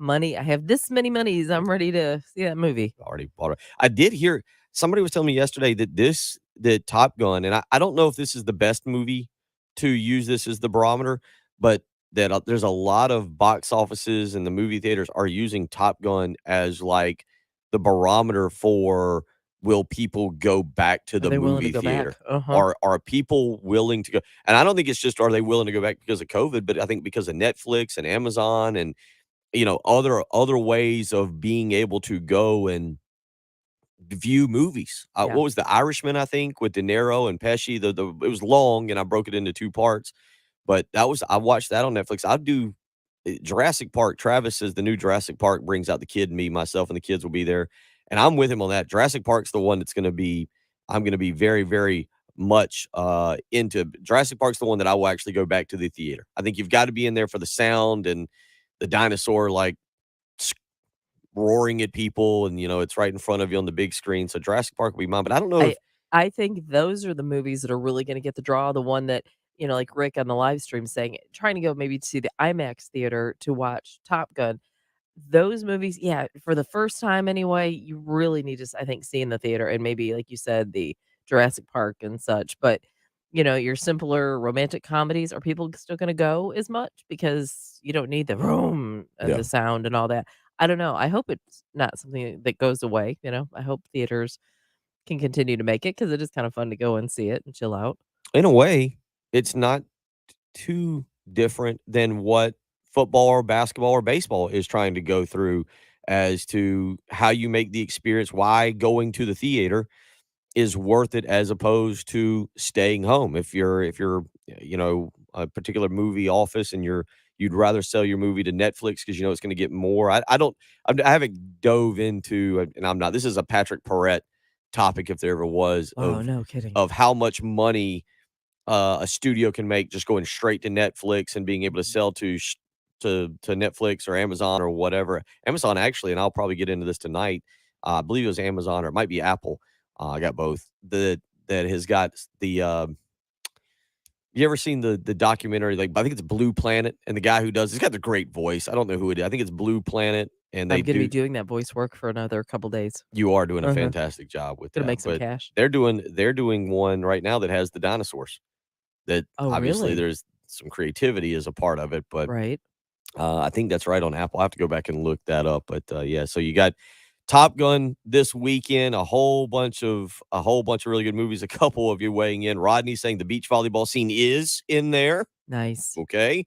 Justin from Kershaw. I've been waiting for the second Top Gun since I was a kid. I'm 35 and now so ready for this. Dan saying the new Elvis movie. I'm there. Is there a new Elvis movie? I'm not paying attention to that.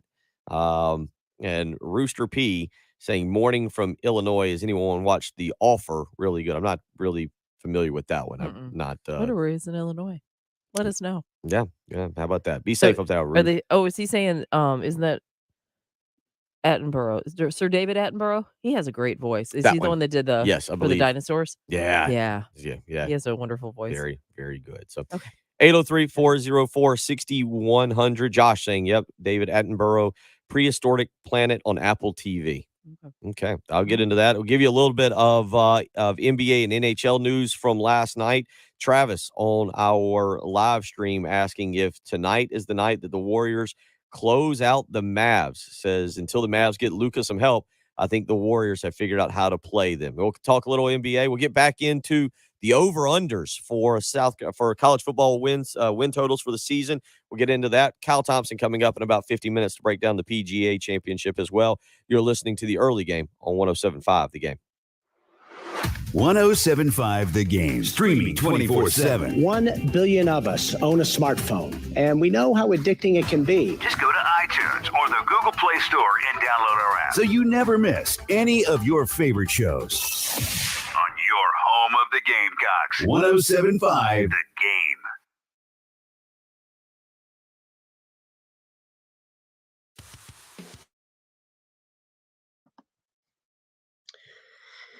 Second Top Gun.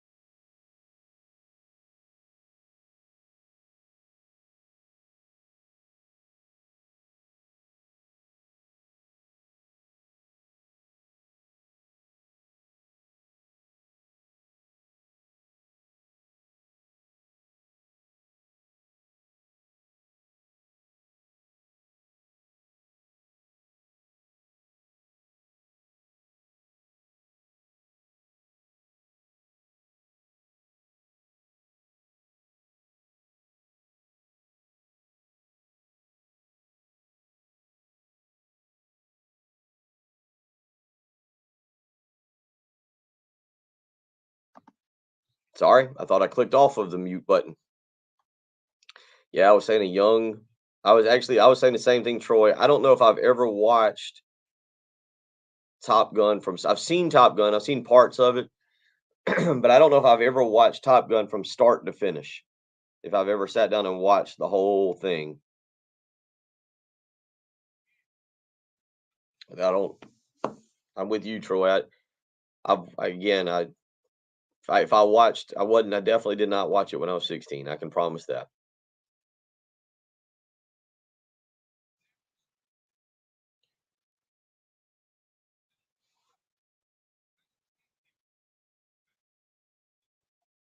Let's see how our TikTok is doing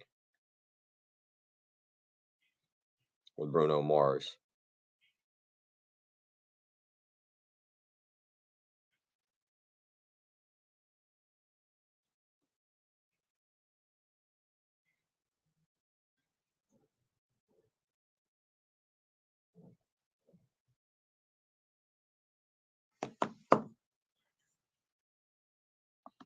Was Top Gun yeah?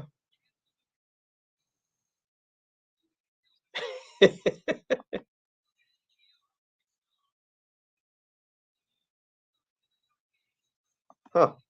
Okay. Dying Laughing, a documentary on comedians. Yeah, I'll check into that. Give it a little look-see.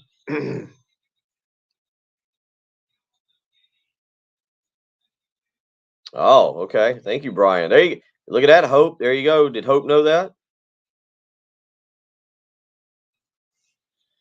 Original Top Gun is on Netflix until the 31st.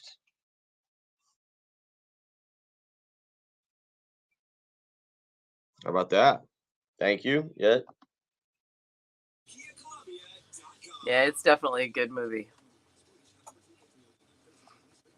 So what year did it officially come out? It was 85?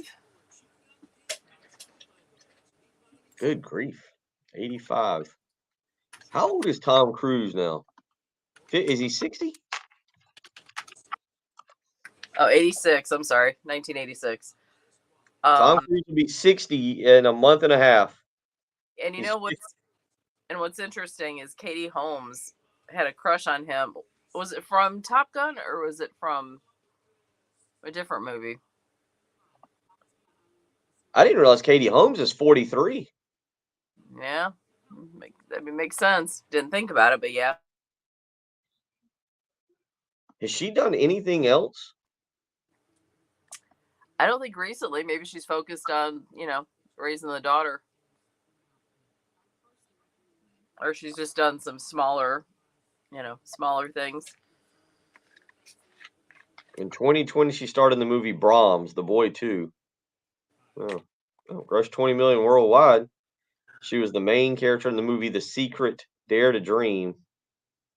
So she's done some stuff. Just hasn't been big box office stuff. Yeah, apparently not. That's all right.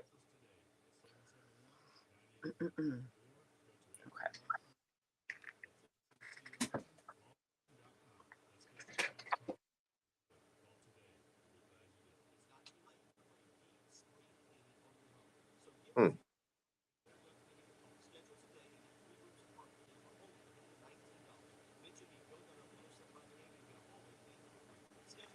Kind of falling off the map. Boy, are we going down a path.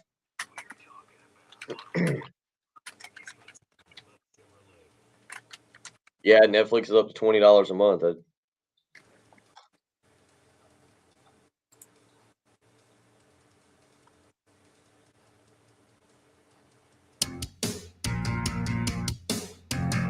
$7:36 on a very nice Tuesday morning.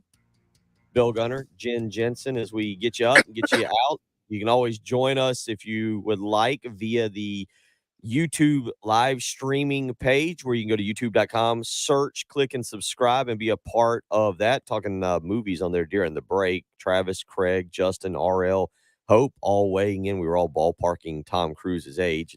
He will be 60 on July 3rd. of this coming summer. If you want to weigh in on that, you can always go to you can go check us out on our Facebook page as well, 1075 The Game Facebook page, where you can actually see the live stream, or of course, you can go to youtube.com where you can click and subscribe, be a member there, and watch along each and every morning and hop in the chat with anything that they are discussing over there in the little chat room.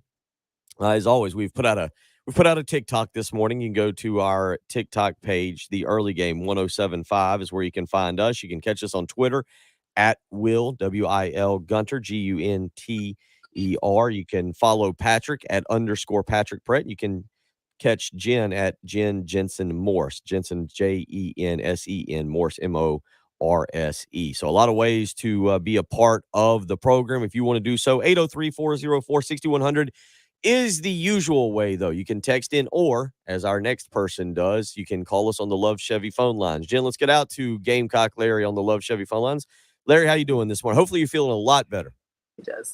Oh, yeah, I'm feeling a lot better. My sugar dropped down. I don't have too much yesterday.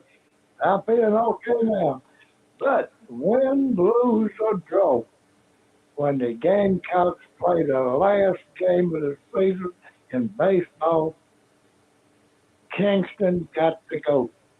Call them in, cut them, tell them to go. Pack a night.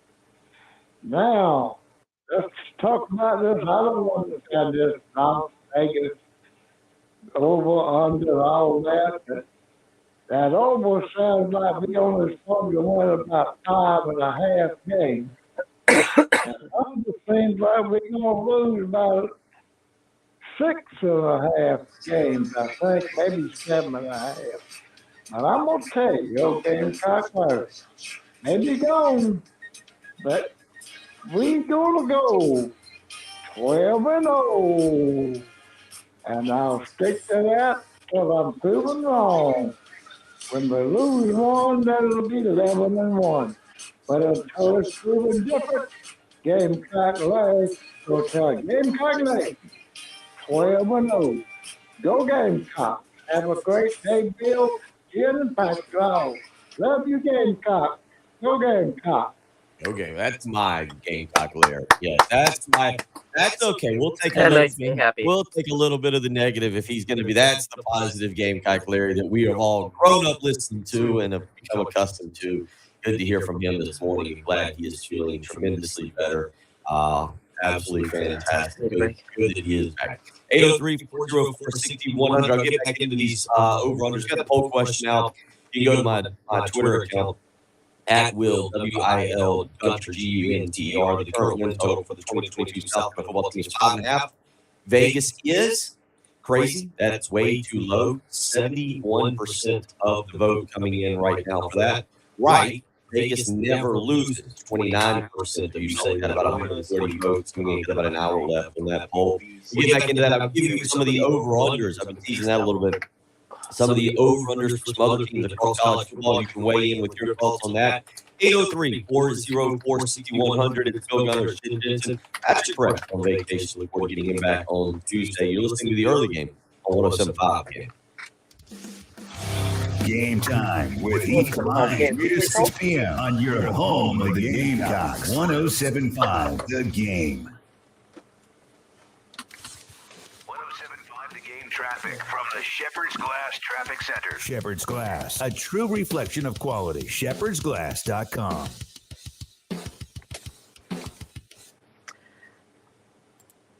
And still working several accidents out there this morning. Yeah, Craig, YouTube 65, but I tell you, I'm going to probably have to buy that. You can spend 20. The one thing about YouTube TV that I don't like is it's kind of like, let's go back to this. Like Troy said here with DirecTV, I think it was like $10 for every DVR that you could put. I can't remember how. I had DirecTV for the longest time, and then I switched to YouTube. The problem with YouTube is that you can only have 3 users on at one time.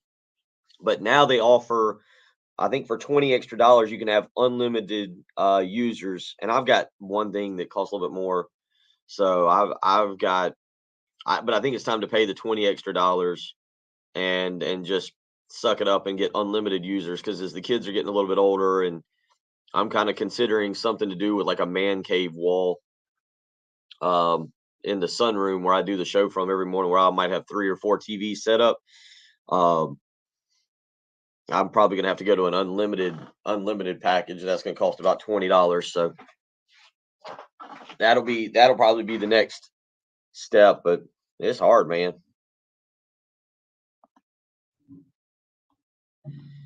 Trying to figure out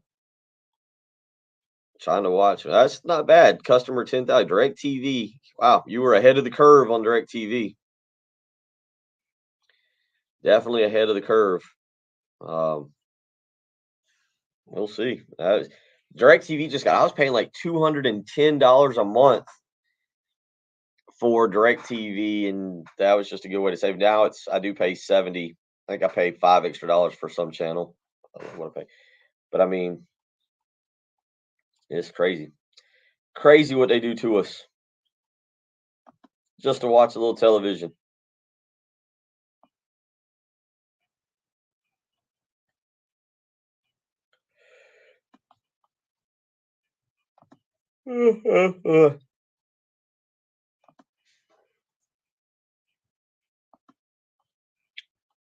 DVR, Travis, like you buy one box that DVRs it. I'm trying to think. I think I had one box that DVR'd it, everything, and then you could go to the little boxes. Yeah, that's how it was. The little boxes, then you could play everything off of. So I had like a little box in my daughter's room. The little boxes were like $5. The DVR box was like $12. And that actually wasn't a bad deal. The thing about DirecTV was initially, and they fixed it. I say they fixed it, but the way they made it all connected wireless, the way they made it all wireless was I used to be able to take one of my DirecTV boxes out to the fairgrounds or out to our parking lot, and that's how we'd be able to watch television while we tailgated. But You know what's really sad is I just talked to somebody on the phone, and he said, "Tell Jen I hope she feels better." well, we're worried about you. Well, the fact that he didn't know he was talking to me is kind of a problem. Oh boy. Oh, I see. Yeah.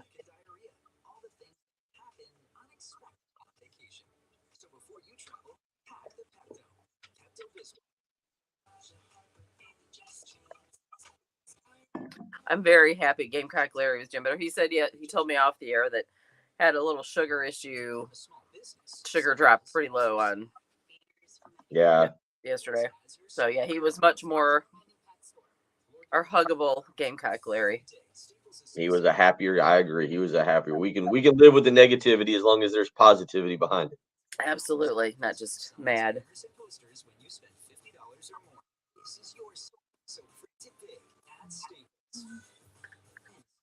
Visit staplesconnect.com/thisisyoursign for details.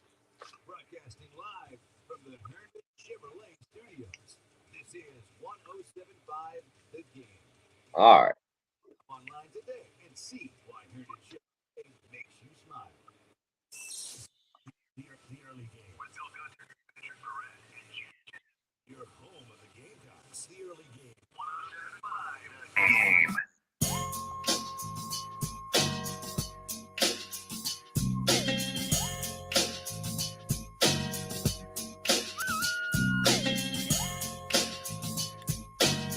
$7:46 on a Tuesday morning, May the 24th. Bill Gunner, Jen Jensen, as we get you through here in the 803. Hopefully you're doing well out there, up and at 'em, ready to go and tackle a fun day at work, and one day closer to what I hope for a lot of you is a 3-day Memorial Day weekend where you can really relax and get your summer started and cruise on in. It'll be football season before we know it. We're wrapping up the NBA and NHL playoffs right now.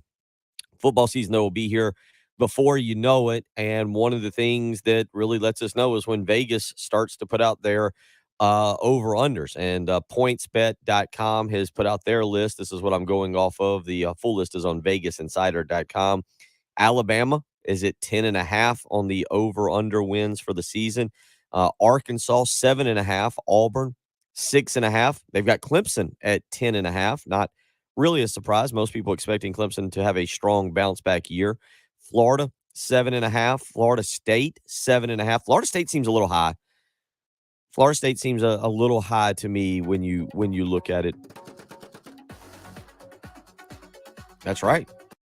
Some jazzy music there when you mentioned the Florida State Seminoles this year and maybe what they will do under Mike Norvell. That was quite creative there. The Benji Norton playing a little music for us as he does occasionally, messing with Jim. 803-404-6100. Those are a couple. I was going back. The Florida State one I think is interesting because if you look at Florida State's schedule, they're going to have a really fun season opener. It should give us a pretty good game on the Sunday night of Labor Day weekend. Florida State will actually play Duquesne to start the season on Saturday, August 27th. So they'll have a game under their belt when they take on LSU on Sunday, September the 4th. They'll get a bye week and then play a Friday night game against Louisville.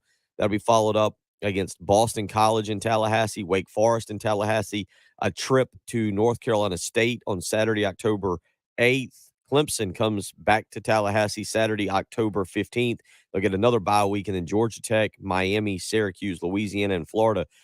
7.5 for the Seminoles. That seems like a big jump for what Vegas is expecting for them. And given that two of their non-conference games are against SEC opponents, it's kind of interesting. Florida State went 5-7 last year. If you want to weigh in on that or a couple of the other ones I've discussed, feel free to give us a call or shoot us a text message. 803-404-6100 is how you can do so.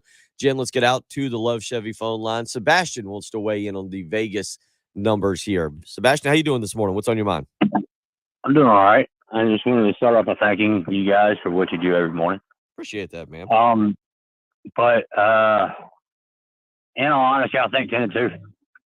And I haven't had the feeling that I do now since Alabama back in 2010. I think Georgia is going to be an upset at home, but I don't think we get over Tennessee. So you're liking the Georgia upset in week 3, but you think that South Carolina drops one to Tennessee there. That's about week 13. It's the week before Thanksgiving. So that's where you're going with a big upset, but also a big loss late in the season? Yes, sir. And A&M is going to be that's a tall task, a tall bot task. Yeah, appreciate the phone call, Sebastian. Yeah, Texas A&M certainly is one thing that's going to be interesting, and we'll get into this more a little bit with Brad Crawford coming up, and I'll talk more about it. It wasn't on my list of things to get to today, but the SEC meetings are taking place next week in Destin, Florida, and there is a feeling that a lot of news is going to start to come out about what the plans are for the SEC moving forward. One, in terms of scheduling, but two, there's an article by Pete Thamel on ESPN, and I thought about bringing this up today, and I don't really want to go down this path just yet. I would like to do it more of as its own separate topic on a day, and tomorrow or Thursday we may get into this. But the question that Pete Thamel provides on ESPN is, could the SEC stage its own college football playoff? And it says it's all on the table at the spring meetings. And again, the SEC, the coaches, Nick Saban and Jimbo Fisher, and others will have to be at the annual meetings in Destin, Florida next week. So if Nick Saban wants to talk to Jimbo Fisher, he doesn't have to call him anymore. He can just corner him or, just saddle up next to him at the hotel bar and see if Jimbo Fisher runs away and leaves his tab. But you're going to start to see more information come out. And I think the first thing that we're all going to be very interested in is what leaks out or what is announced. We'll see if they announce anything about scheduling with Oklahoma and Texas. And I bring this up because, as Sebastian just mentioned, Texas A&M being a tall order. If you're South Carolina, you look, that trip as a fan of college football and a fan of traveling to games, that trip to College Station is a must take for South Carolina fans if you get the opportunity. but you really would like to get Texas A&M off your permanent schedule, off of the permanent. Even in this article, it mentions right now that information is kind of leaking out as it pertains to keeping 3 permanents. It says that there's a couple different plans on the table as it pertains to scheduling. One of them is a 1-7 formula that would basically, it would do away with divisions, but you would have 1 permanent and 7 rotating teams. So you keep your 1 permanent team, Tennessee, Alabama. That would be that's not going to work because Alabama is going to want to keep Alabama is going to want to keep Tennessee and is going to want to keep Auburn. Auburn is going to want to keep Alabama, going to want to keep Georgia. But it does suggest that there is a 3-6 model where the SEC goes to a 9-game scheduling format. And this is the favored potential model. Now, I'm okay with this. Adding an extra SEC game, I think, would be really cool. And in here, Pete Thamel says, for example, it's thought Georgia would play Auburn, Florida, and South Carolina. He goes on to say it's not as restrictive and repetitive as pods and would still keep new programs rotating through SEC stadiums so it feels more like a league. That's the scheduling portion of what we will learn next week from Destin. The other is this wild formula, this wild idea by Pete Thamel, and maybe it's not that wild, is that the SEC goes on to schedule their completely own postseason. Schedules their own postseason. Now, you think, I initially think, man, as I read this article, and you can go read it, we'll discuss tomorrow or Thursday, you initially say, man, that's kind of a stupid idea. I don't care to see the SEC have their own playoff. I love SEC playoff football. I love SEC football. It's the pageantry, the competitiveness, everything about it. It's really good. But I would still like to see Ohio State and Michigan and Clemson and, Oklahoma. Well, I guess Oklahoma's coming, but I'd like to see Southern Cal and Oregon. You want to get everybody involved. And I started thinking about this, and this is my own thoughts and not related to what Pete Thamel has said. But if you read this article, one thing that gets mentioned multiple times in here is how Greg Sankey is displeased, is not happy at all with the other programs or other conferences. He's not happy with the other conferences. And it got me thinking something that it was discussed last summer. What if Greg Sankey just decides, you know what? I don't need the ACC. I don't need Wake Forest and Duke.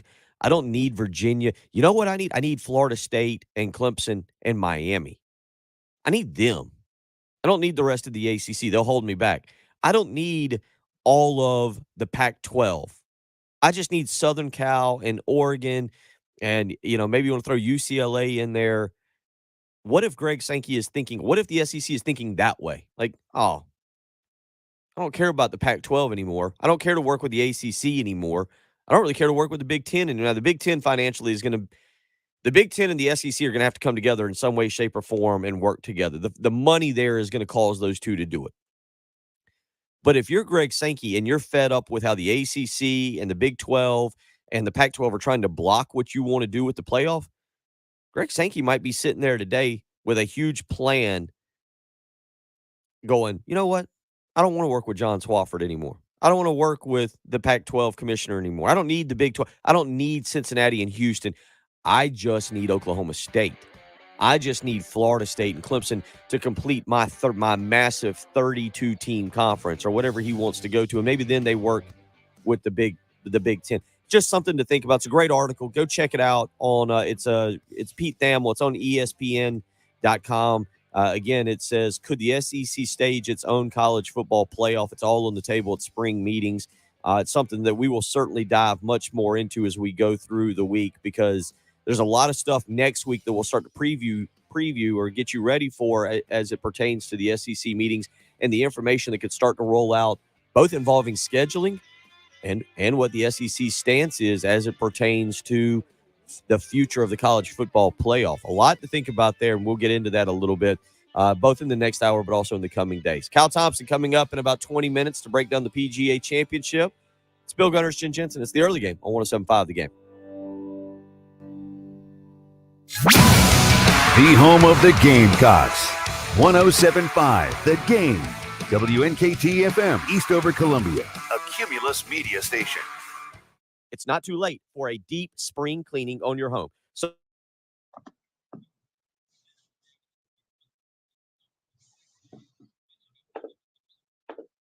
Good. Great. All right. In 3, 2, 1. Coming up tomorrow morning on the early game, we'll discuss South Carolina baseball. We're cutting this at 8 a.m. on a Tuesday morning, so I have no clue if they've won, if they've lost, if we're talking about them playing another game tomorrow, or if we're talking about them finishing up the season. Either way, we'll figure out a way to discuss it. Also, 6:40 tomorrow morning, Brad Crawford of 24/7 Sports joins us. We'll get into some football discussion. SEC meetings are next week, and there could be a lot of information trickling out of there, including Jimbo Fisher and Nick Saban. Maybe a pay-per-view cage match that they get into. We'll find out if there's any truth to that rumor or not. And coming up at 8 o'clock on Wednesday morning, Kip Bulknight will join us. We will talk about that baseball game from Tuesday, whatever happened there, and if South Carolina's still playing or not. All of that while Jen tries to keep me under control because Patrick Brett is still on vacation. I do purr when you scratch my belly. It's all tomorrow morning on the early game, 107.5 The Game.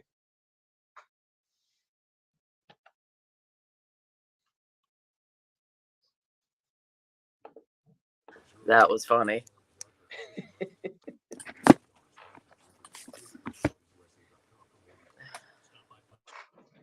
All right. One more hour. Thank you, Juan. Good to have you as part of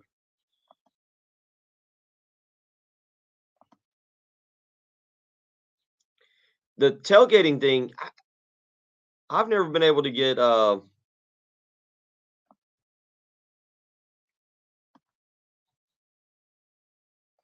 That's right. That's right.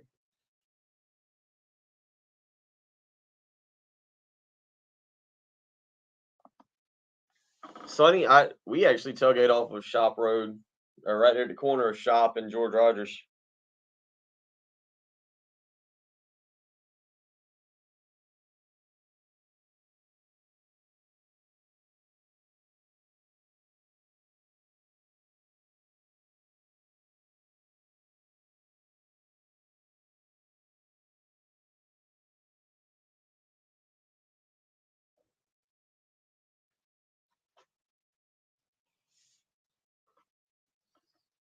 Oh.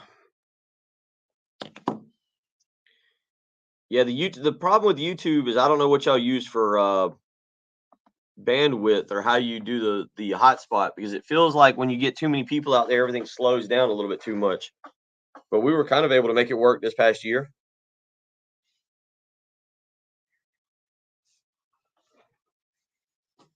Kind of able to make it work.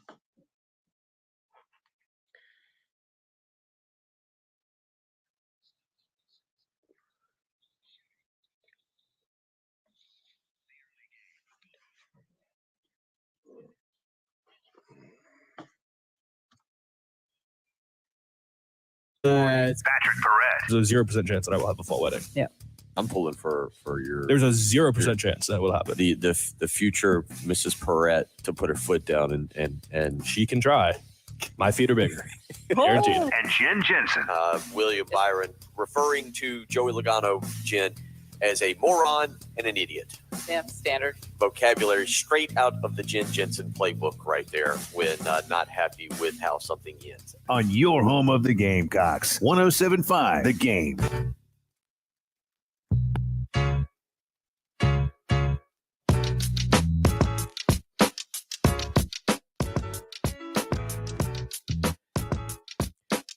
Final hour of the Tuesday morning edition of the early game. Bill Gunner, Jen Jensen. Coming up in about 20 minutes, we'll catch up with Kyle Thompson, who joins us each and every week for our PGA Tour update. Certainly an interesting weekend out in Tulsa, Oklahoma at Southern Hills. Kyle had been really plugging Will Zalatoris the last several weeks. Zalatoris gets into the playoff on Sunday, but not able to close out Justin Thomas. Thomas wrapping up his second major of his career. It is his second PGA championship. So we'll catch up with Kyle Thompson in about 20 minutes to get his take on what he saw out there in Southern Hills, or out what he saw in Tulsa, Oklahoma at Southern Hills. We'll do that again tomorrow morning at 6:40. Brad Crawford will join us. We talked a lot of college football today, over under win totals for the season. We've gotten into a lot about South Carolina. Their win total set by pointsbet.com out in Vegas at 5.5. And I put out the poll question this morning. The current win total for the 2022 South Carolina football team is 5.5. Vegas is crazy. That's way too low. 72% of you saying yes, that's the correct answer. 28% saying right. Vegas never loses. Alan pointed out earlier, Vegas did lose. Did Vegas lose last year? They said 4.5. Like, I mean, we take it to mean that Vegas is picking South Carolina to go under. When you say Vegas lost, I don't know what the numbers were. I think a lot of people around here, Alan, took South Carolina to go over, but nationally, did Vegas win? Do you think a lot of people coming off a 2-8 season with a first-time head coach who's never been even a coordinator before picked South Carolina nationally when they went out to Vegas? Do you think they picked South Carolina to win 5 games last year when they looked at that schedule? Maybe Vegas won last year. Maybe they didn't lose. Over-unders. I mean, again, we're talking about South Carolina here. The fans, our fans, the South Carolina fans are going to pick South Carolina to win 6 ball games and take the over this year. There might be some of you out there like, oh, that's an easy one. Take the under. Look at the schedule. I mean, we get a little caught up in it, but look at the schedule. It's not like South Carolina showing up to Fayetteville as the better team. Arkansas is a pretty good football team. Sam Pittman's done a really good job out there. It's going to be a road game. Fayetteville can be a tough place to play. Then the following week is Georgia. Georgia's going to be a top 5 team, we assume, when they roll into Williams-Brice Stadium. You get Charlotte and South Carolina State. South Carolina's not going to be favored on the road at Kentucky unless something crazy is happening, like South Carolina's 5-0 or Kentucky's 0-5. Texas A&M in Columbia after a bye week. Don't really think South Carolina will be favored there. Missouri, I would think South Carolina will be favored there. We don't know. Missouri does have a 3-game win streak against South Carolina, going back to the 2019 game there in Columbia, Missouri. At Vanderbilt, we all get to take that trip up to Nashville and have a good time. At Florida on the 12th, South Carolina probably won't be favored. Tennessee at home, I doubt South Carolina would be favored. And at Clemson, they won't be favored. So you look at those numbers right there, and again, 5.5. South Carolina being 6-6 this season. South Carolina being 5-7. It does look realistic, and it does seem appropriate when you look at the schedule. So, but which way do you want to weigh in on that? 803-404-6100. Again, Alan, did Vegas lose last year? I don't know. They didn't predict South Carolina to win. I mean, they set the number at 4.5. And again, there might have been a lot of people who took the under on that were not South Carolina fans, and maybe Vegas pocketed a whole bunch of money. Who knows? 803-404-6100 is how you can weigh in this morning if you want to do so. We've also offered you can go to 107.5 The Game right now. It will be 30 years this August that South Carolina has been competing in the SEC, and you can go to 107.5 The Game right now. There's a tab at the top of the page, and you can click and vote for your top 30 players of the SEC era, the top 30 players. Now, as we go through, I'll get into the running backs, and we'll go into the wide receivers. Running backs, there's a lot, but the quarterbacks is kind of what I discussed a little bit this morning. Steve Taneyhill, Anthony Wright, Steven Garcia, Connor Shaw, Phil Petty, Savell Newton. The 6 guys that you've got there from which you can choose from if you want to take one of those as one of the top 30 players of the SEC era. Now, I'm doing it more by position. If you want to go to 107.5 The Game and vote, I guess you could vote for all 6. If you think they're 6 of the top 30 players to play in the SEC or to play for South Carolina during the SEC era, you don't necessarily have to do it by position. I'm breaking it down by position. Taneyhill, Wright, Garcia, Shaw, Petty, and Newton.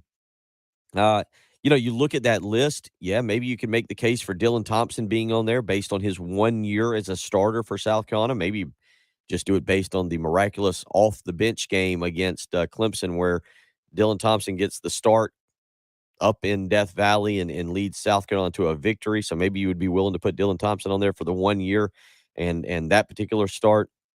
But you look at that list, and it's really interesting. And, 30 years is a pretty strong period of time. And you go back and you start getting a little nostalgic about Steve Taneyhill, maybe what you remember from him, some of the games that Anthony Wright played in. hard to believe we are a decade removed. It's hard for me to believe. It's hard for me to believe we're a decade removed, Jen, from the Steven Garcia era. That doesn't seem right. I mean, it's just Marcus Lattimore, Steven Garcia, Gilmore, Alshon Jeffrey, that era of South Carolina football to which a lot of us still cling on to as okay, that's what we can get back to. But it's now more than for most of it, it's more than a decade old, 2010, 2011. Obviously, this will be 2020, 2012. But, it's strange to think that. But when you mention Steven Garcia, you mentioned Connor Shaw. I mean, to me, those are still guys just fresh out of college, just barely out of college, still trying to find their way in the world. But Not Garcia's supposed to be married men with families and not playing football. yeah, well, yeah. Shaw is that. He's a married man with a family and is trying to find his path in life. Garcia's, I think, still trying to play football and do things that he did in college. I'm pretty sure he's still living the college lifestyle. So maybe That's all right. maybe not too far removed from him. Anonymous texter weighs in and says, I hope Blake Mitchell made the list. He did not make this prediction. He did not make this one. We got again Newton, Petty, Shaw, Garcia, Wright, and Steve Taneyhill is on that list. You can go there. Go to 1075 The Game and vote is how you can go about doing that. You don't have to just vote for those, but interesting to go back. I was mentioning the Taneyhill era. I don't know. It's fun to always play the little game of, well, what would have Steve Taneyhill been like with Steve Spurrier as his coach as opposed to Brad Scott? What would have Savell Newton been like if Steve Spurrier had known how to use him similar to Connor Shaw? What if Newton had come along after Connor Shaw? What if he'd have been the guy after Connor Shaw to where they could use his legs and his ability similar to what they did with Connor Shaw? And they ran that same offense with G.A. Mangus and Sean Elliott and that group if Savell Newton comes in, as opposed to kind of the more of a pro-style offense that Spurrier implemented when Savell Newton was here. So a lot of things that you can take into account there, but you can go to 1075thegame.com. There's a tab at the top you can click, and voting started yesterday. We'll go through the summer list of the top 30 players from South Carolina during the SEC era as a way to do that. So we talked a little bit about that. In the previous segment, I was talking about this article that Pete Thamel has written on the ESPN page. You can go to the college football page, and it says, could the SEC stage its own football playoff? It talks about the spring meetings that will be taking place next week down in Destin, Florida for the SEC. And it is interesting, and it's something, again, that towards the end of this week and definitely next week we will talk a whole lot more about, because obviously you want to see, I think as fans, you want to see what the scheduling is going to look like moving forward for the SEC. And so that's going to be something that certainly is we were talking about trips and whether the SEC does go to a 9-game conference schedule. The more I read, the more I just kind of talk to people, and people don't really seem to know what's coming down the pipe. There's guesses, but it seems more and more of those guesses are starting to center around the 3-6 model. 3 permanents for South Carolina. I'm hearing a lot of South Carolina. I'm hearing a lot of Georgia. I'm hearing probably Tennessee and then maybe Kentucky. Tennessee would have Alabama. They would have Georgia, and they would have South Carolina. For some reason, what I'm hearing is they would not get a Kentucky or Vanderbilt, but that could change. If it's not Tennessee, I think South Carolina gets Florida. It could be Florida, Georgia, and Kentucky. It feels like Kentucky's definitely going to be that third one in there with Georgia, and then it'll be Tennessee or Florida. So it's going to be kind of interesting. Remember, Florida wants out. This is public information. They and LSU have both openly said they do not want to play each other, and there are some rumors that Florida actually wants to get their rivalry back with Auburn. That apparently that was a big one back in the day, and that if Florida had their preference, they'd actually like to keep Georgia for the cocktail party. They would, who knows where they would go with their other one, but that they would like to get Auburn back as well and see if South Carolina gets thrown in there in the mix. Maybe Tennessee and Florida continue, although that was a huge rivalry back in the 90s. So we'll see. Again, that'll all come out, or more of that information will start to leak out next week as to maybe what Greg Sankey and the SEC is going to do as it pertains to scheduling. So we'll keep an eye on that. 803-404-6100, how you can be a part of the program. Again, NBA playoffs last night. Celtics absolutely blow out the Heat in Boston. That series now tied 2-2.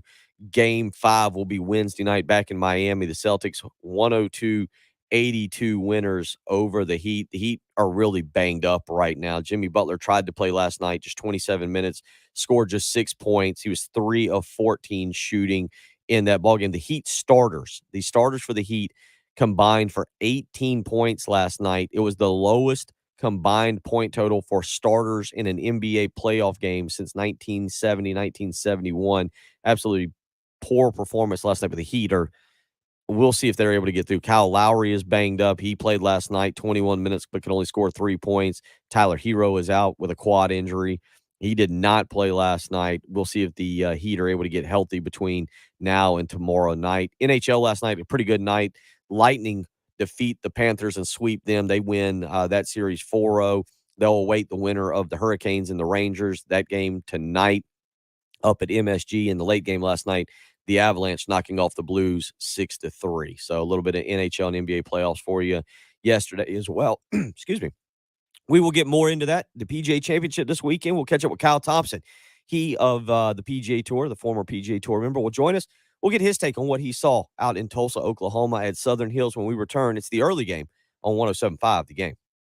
The Halftime Show with Jay, Terry, and Tommy. Noon to 3. On your home of the Gamecocks. 107.5 The Game.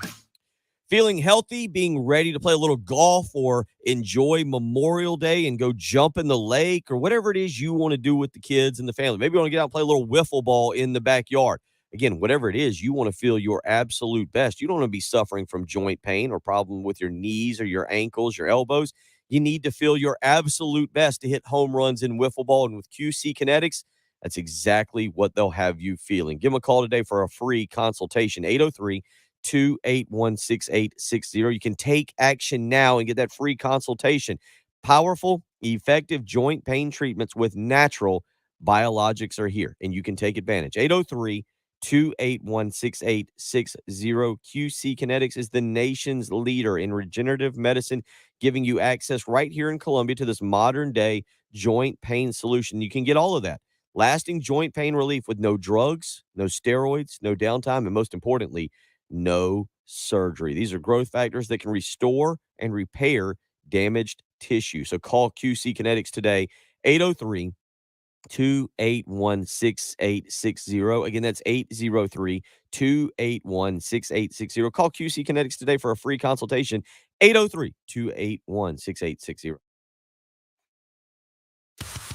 107.5 The Game traffic from the Shepherd's Glass Traffic Center. Shepherd's Glass, a true reflection of...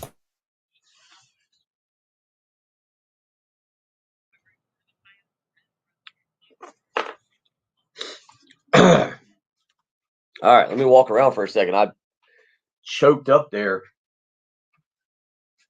Whee! Oh!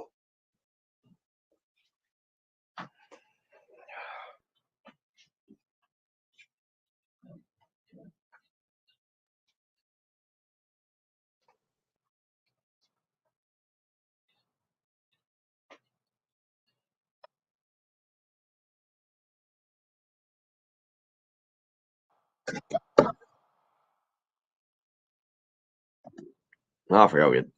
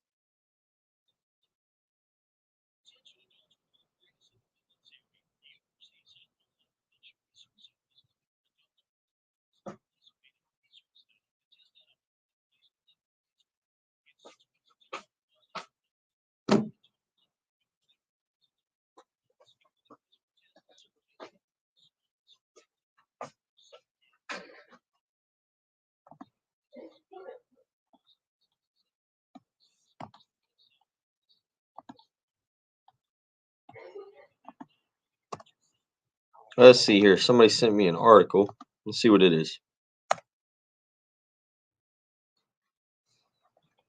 It's the same article. It's a So I'm calling Kyle Thompson here. Is Yeah. that correct? Yep.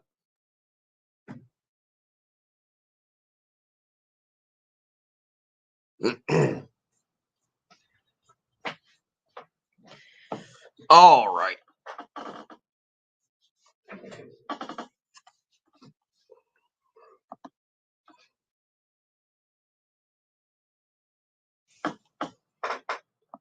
Yeah, both teams are really banged up there, Rick. I mean, I thought the Celtics were more banged up, but apparently the Heat have just decided to one up them. Yeah, Mark, I don't know. The Panthers not ready for postseason play. The Lightning, though, have looked really good. After the first 2 or 3 games against Toronto, the Lightning have kind of turned it around.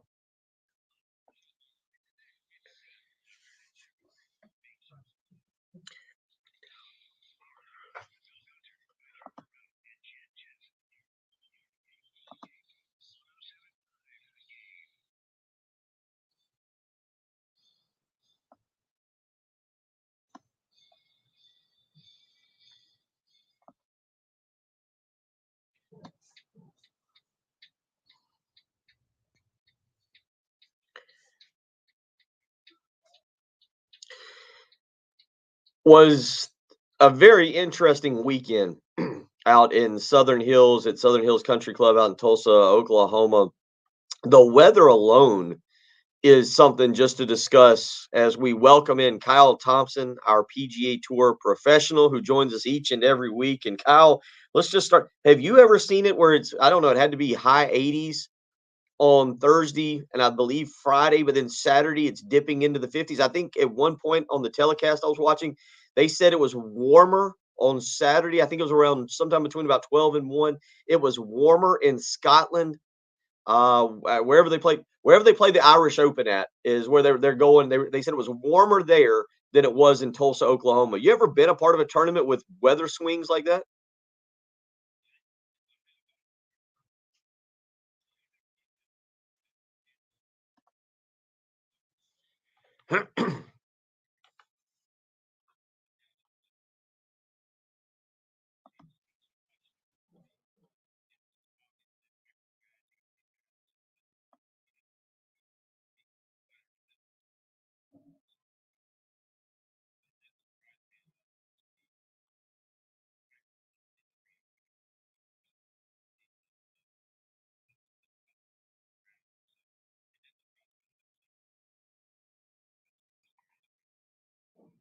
Yeah, he did, and you kind of I felt for him. I'm sure there's still people out there that are enjoy seeing him struggle and hobble.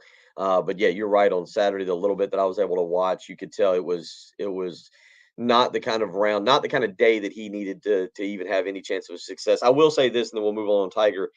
There is a level where you've seen him both now at the Masters and at the PGA. Thursday, Friday, he can kind of hold it together.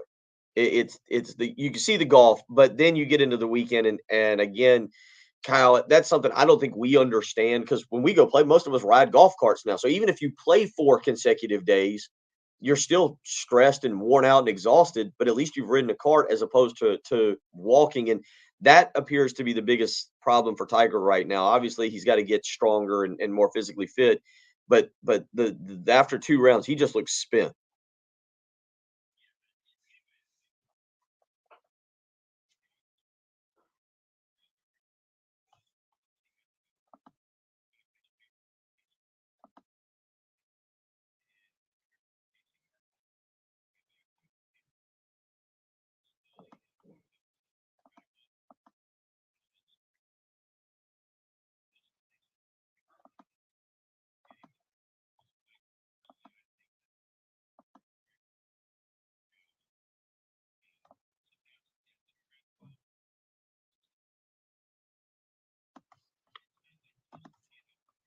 all the preparation goes into the week, and especially if you're playing multiple weeks in a row, it just really wears you down. So, yeah, I think it showed that. I think Tiger, looking at what he's got in front of him and his comeback, I think he'll have to be very selective on the courses he plays. I think he needs to select, courses that are fairly flat, easy to walk. I believe I could be mistaken, but I feel like the British, the Open this year is over at St. Andrews, which is a very, very flat golf course. So that could be a place where he could excel if the weather's not too cold for him. But, he's going to have a really tough road ahead of him to play well if the course doesn't suit his game.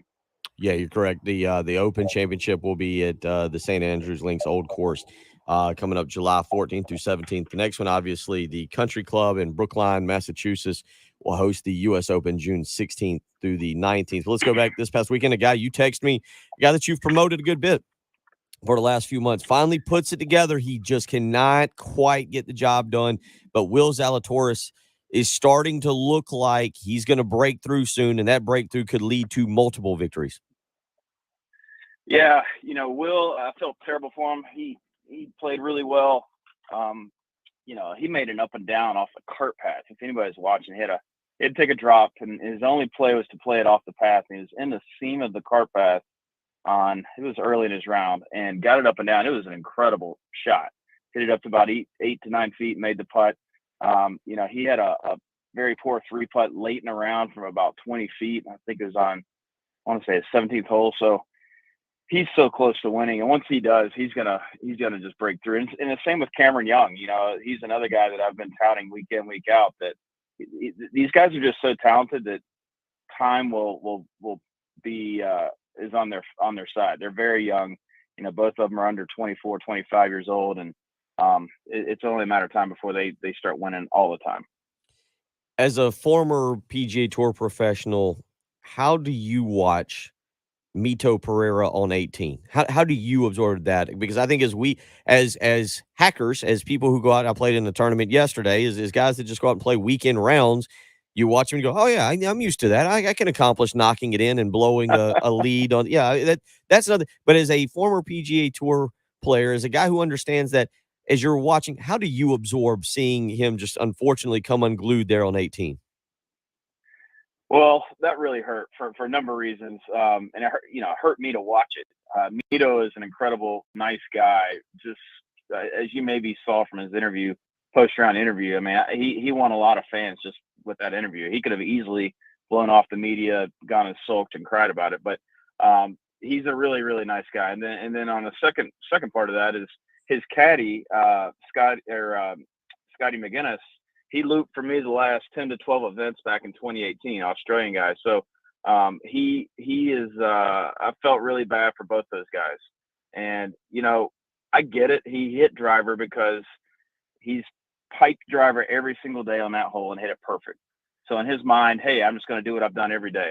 I get that. But also there's part of you that's got to think, all right, what could go wrong with this? Maybe we hit a different club and we hit it further left and, a little more loft. So when the wind's blowing left to right like that, if you hit the ball up in the air, obviously the wind's going to affect it more. So I think what he was thinking was trying to hit something like a low darting driver that just rolls. And obviously it didn't work out. He made a really funny swing. And, when the pressure's truly on, that's when your muscles, don't really react to what your brain's telling them to do. And you can see what happened there. It is very unfortunate. Blew it right in the water, makes double, misses a playoff by one. I mean, the hole before, he hits a great putt that stops, a quarter of a roll short of the hole. If that putt goes in, he's at least in the playoff. Very, very unfortunate. He probably hasn't slept since that event or that day. I was going to add one thing that's kind of interesting. I didn't realize the disparity here. And I think we've kind of discussed this as it pertains to the Saudi tour and financials and what Mickelson has kind of alluded at. Pereira finishes in a tie for third and yet makes about $2 million less than Justin Thomas. Thomas makes 2.7 off of his win. Pereira ends up making $870,000, and he's right there at it. I know that losing a major in that form or fashion stings. But is there anything mentally that hurts more, because he's trying to make it on tour, and obviously $2 million, Kyle, is if invested right and done right, $2 million's kind of life-changing money that guarantees you. I don't know, what does $2 million get you? Another 3 years basically on tour? Is that talk about the money side of that, because it's just crazy to see a guy that's right there lose by one stroke, doesn't make the playoff, and he misses out on $2 million. That $2 million is just a fraction of the money that's actually made from winning a major. I mean, a guy like Mito, if he wins that, he is the superstar of all of his home country of Chile. And so, endorsements alone is probably worth easily 15 to 20 million. And then you add in that if you win a major, you get a 5-year exemption to all majors and to the tour. So, and not to mention, I believe for PGA Championship, you'd have a 10-year exemption. I could be wrong on that number, but so, that last hole probably cost him in the neighborhood of, I would say, 25 to 30 million. Jeez. That's just my yeah. I mean, can you imagine? Yeah. And so, but the good thing is, yeah, he did make $800,000, and now he's basically retained his card for next year. He's going to be in all the majors next year as well. So he's really talented, as you could see. I mean, he led that tournament basically wire to wire. And, if you might have saw his interview afterwards, he said, starting Thursday, his goal was just to make the cut.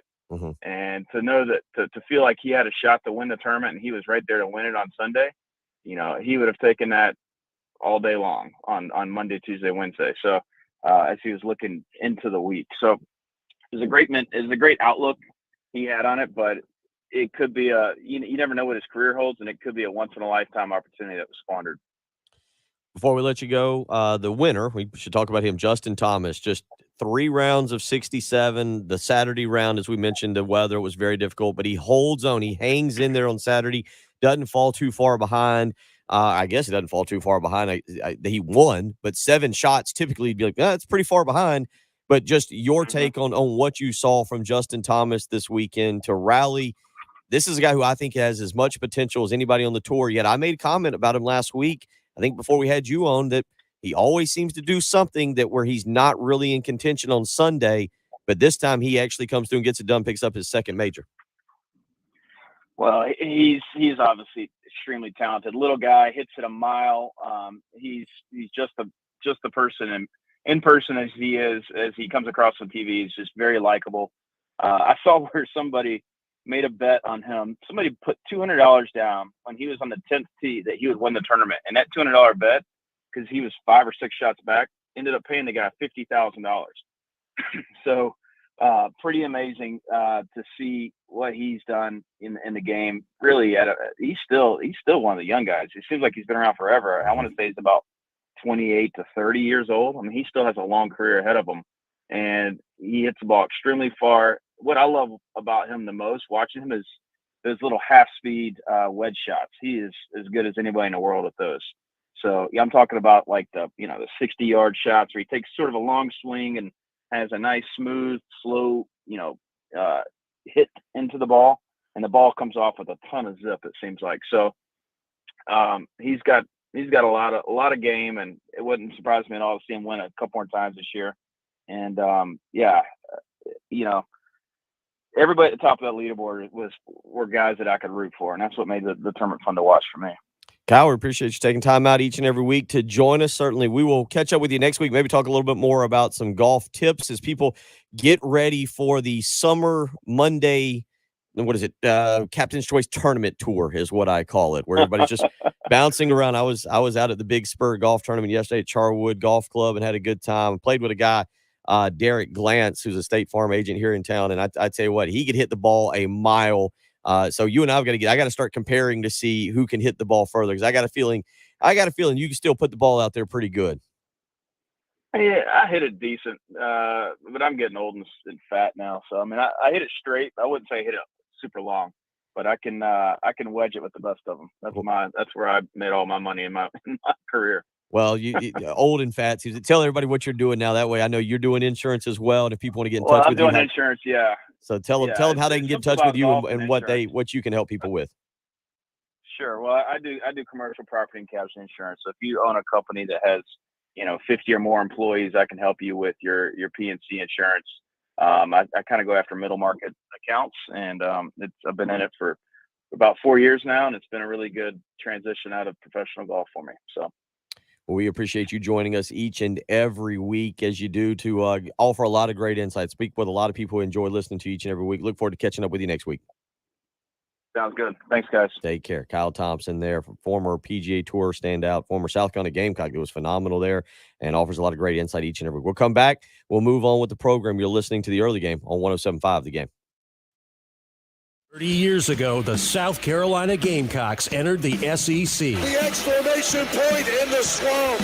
Carolina is going to Atlanta. To celebrate, 107.5 The Game is putting together the top 30 Gamecock football players from the last 30 years. Cooper running left side, now flipping it back to Ellington, throwing for Connor, into the end zone, caught. Touchdown, Carolina. And you can help. Just go to 1075thegame.com or download our app and click on the voting form and fill out your top 30. Yep, it's that simple. Then starting in June, we'll count down the top 30. Tony just burst through, ripped the helmet off the tailback, and took it away. The top 30 Gamecocks from the SEC era. The 20 got one man to beat, 10-5. Touchdown, Carolina. From your home of the Gamecocks, 1075 The Game.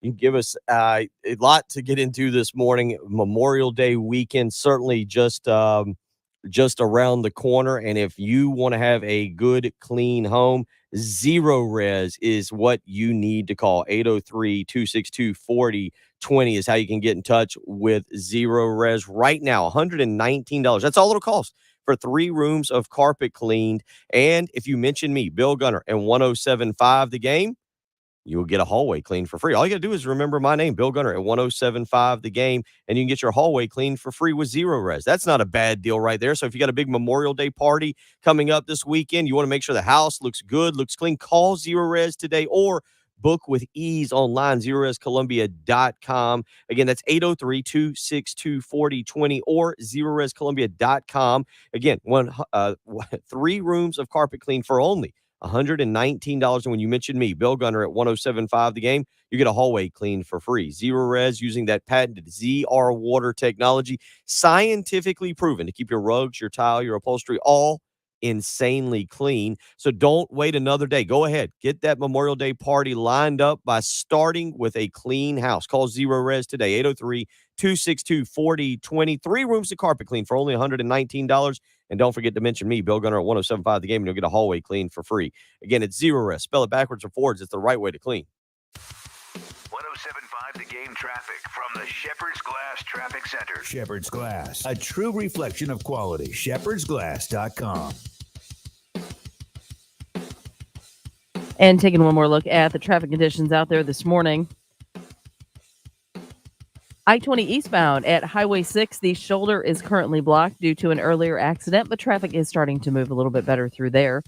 Also have a report of a tie-up I-26 eastbound at Harbison Boulevard. Windsor Lake Boulevard at Hunt Club Road, an accident there, as well as Wren Road at Highway 1. Going to see some more rain today. Could see some storms tonight, and we're looking for a high of 86. All right.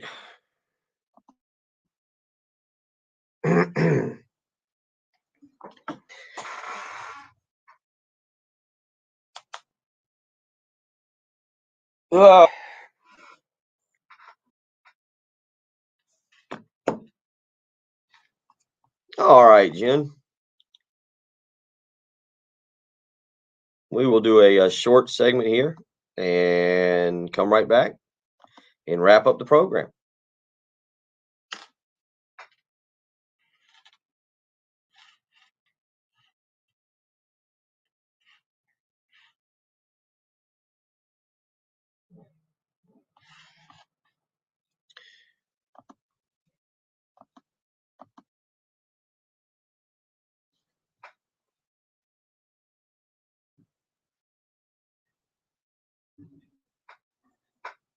Did Vegas predict 3.5 last year for South Carolina? I thought it was 4.5. Guys sent me a text that said 4.5.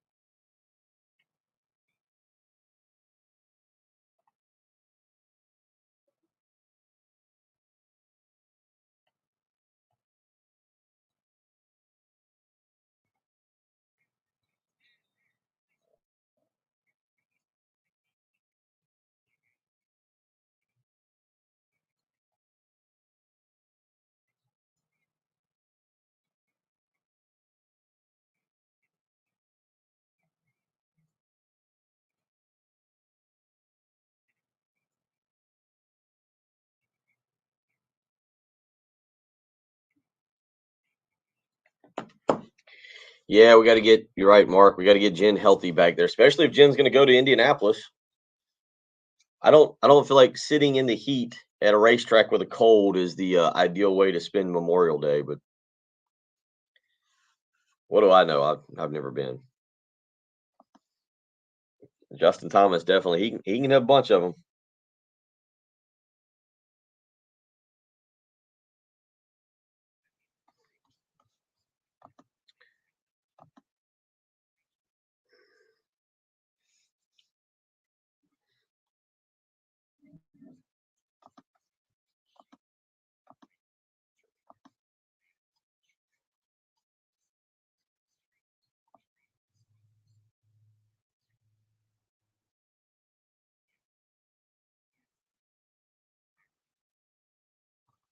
Oh, it's today. Today is apparently the Carry-On Joiner's birthday, according to Twitter.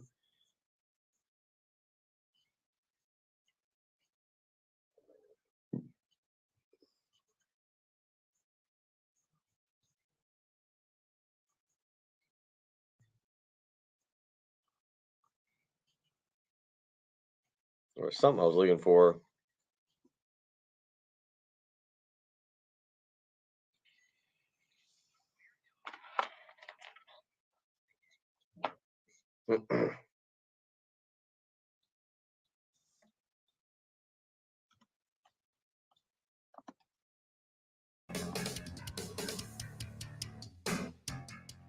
Big thank you to Kyle Thompson in the previous segment for joining us. Again, tomorrow morning, we will catch up with Brad Crawford of 24/7 Sports to talk some college football. He's got an article out on the coaches. You can go and check that on his Twitter account. B Crawford 247 is the way to do that. He's got an article out on coaches who could raise their stock the most this year. We'll also talk about the SEC tomorrow morning with Brad Crawford. Also at 8 o'clock tomorrow morning, another former Gamecock standout, Kip Bulknight, will join us. And we'll talk about South Carolina's baseball game. They take on Florida today, 2 o'clock, or at least 30 minutes after Georgia and Alabama in the second game of the SEC tournament. Today is single elimination day. So if you lose, you go home. If you win, you advance to the double elimination portion of the tournament. We'll see what South Carolina can do. Will Sanders expected to be on the mound today. So South Carolina and Florida, you can hear it right here on 107.5 The Game. You also be able to watch it on the SEC network is how you can take that in.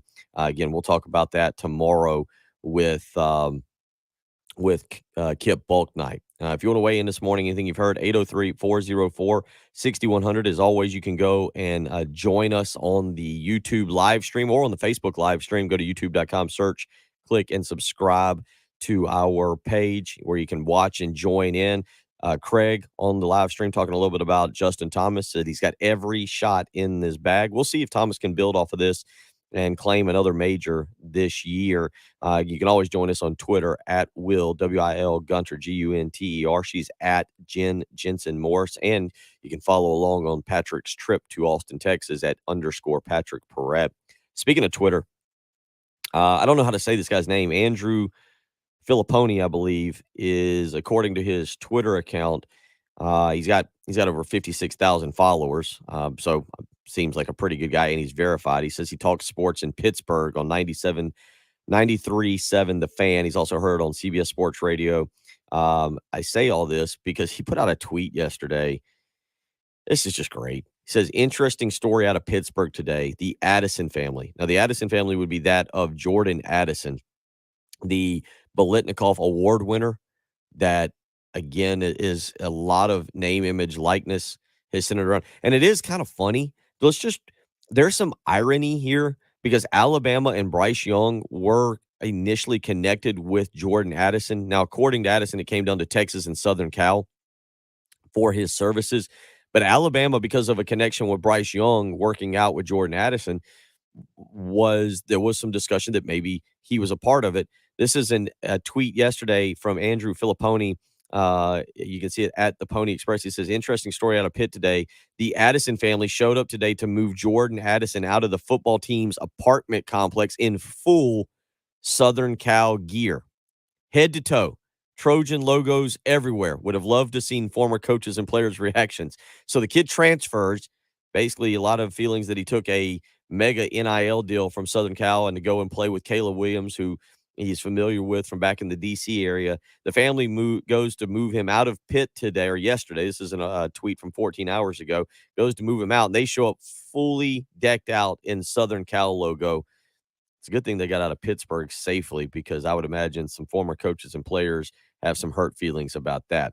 803-404-6100, how you can be a part of the program. Anything you missed, make sure you go back and check out Jen's Twitter account at Jen Jensen Morse. She's got a lot of great content up from today. She also puts it on our Spotify account. If you've got Spotify, you can go and search the early game and hear anything there that you've missed. We'll come back and we'll wrap up the program here on the early game. Final thoughts from today. We'll look ahead to tomorrow. You're listening to Bill Gunner, Jen Jensen. It's the early game on 107.5 The Game. Here's what's coming up on the next Extra Point. Hey guys, Piers and Valor here from the Extra Point, and coming up on the Tuesday edition of the Extra Point, we'll talk Carolina baseball as the Gamecocks get set to play Florida for the fourth game in a row. Single elimination round of the SEC tournament gets started today. We'll talk NBA basketball, Boston Celtics and Miami Heat, Game 4.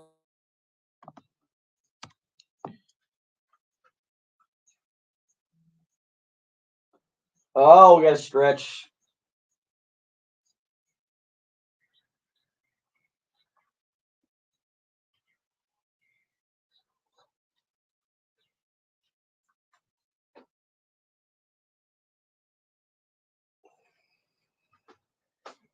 Get a good stretch in, and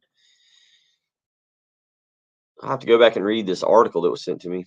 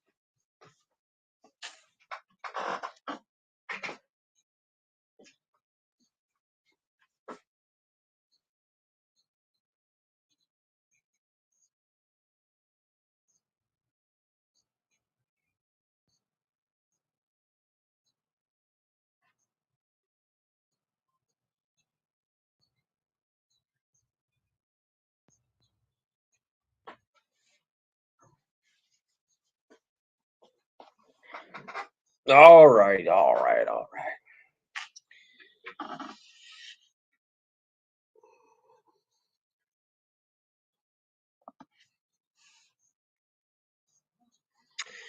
Well, I don't know. I mean, that does, RL, but we'll see if that's a reason for them to keep him around.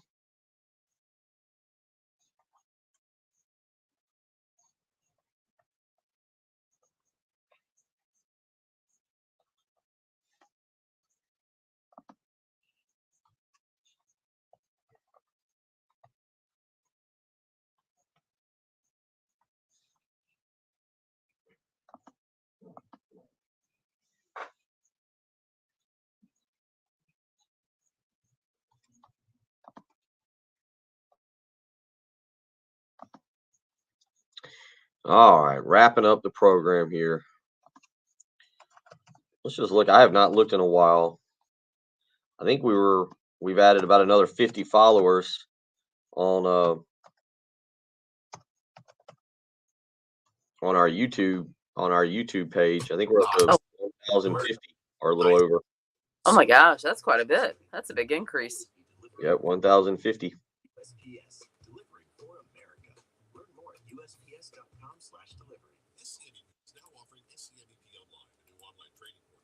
Oh yeah, we've done all right. We're hanging in there. I don't ever know what I'm looking at my. Somehow on my YouTube, on like my whatever it is, my Gmail account. Somehow I have also got a subscription to Mr. Gucci Mane TV. Oh, excuse me. Oh, that's interesting. It is interesting. I was unaware of that.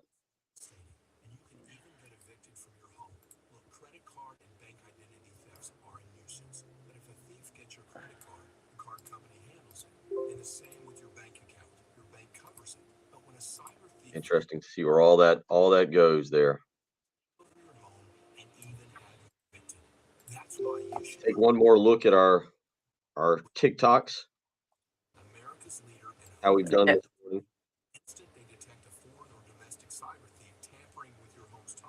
It was fascinating this morning. Do what? It was a fascinating one this morning. You like that one, huh? Okay. It's good. I added the little bling to it. Or I thought I did. I thought it had some bling. Oh, completely ruined it. Turned out I did not. Can't count on you to do anything, can we?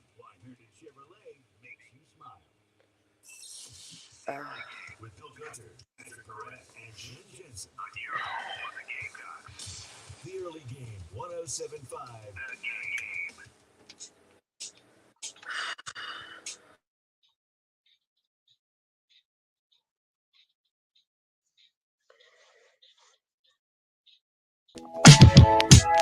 Final few minutes of the Tuesday morning edition of the early game. Bill Gunner, Jen Jensen.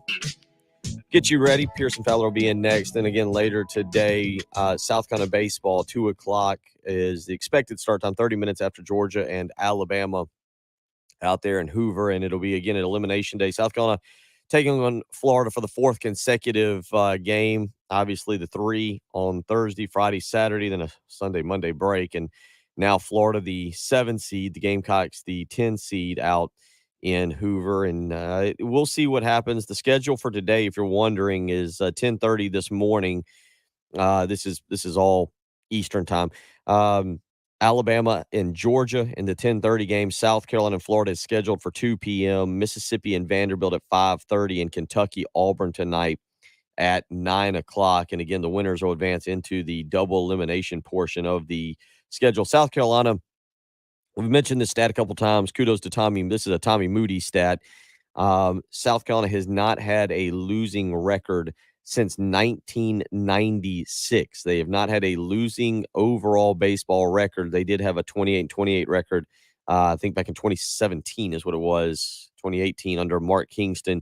But South Carolina baseball has not had a below 500 season since 1996, where they went 25-28 that particular year and finished 13-17 in the conference. Certainly that is a streak that they would like to find a way to maintain, to not have had a losing season again. It was 1996, the final year of June Rain's baseball at South Carolina. Ray Tanner would come in the following year and go 33-24, 44 wins in 98 in an NCAA regional. That was followed by 35 wins in 99, no NCAA tournament appearance, and then in 2000, things took off. 56, 49, 57, 45, 53, 41, 41, 46, 40, 40, 54.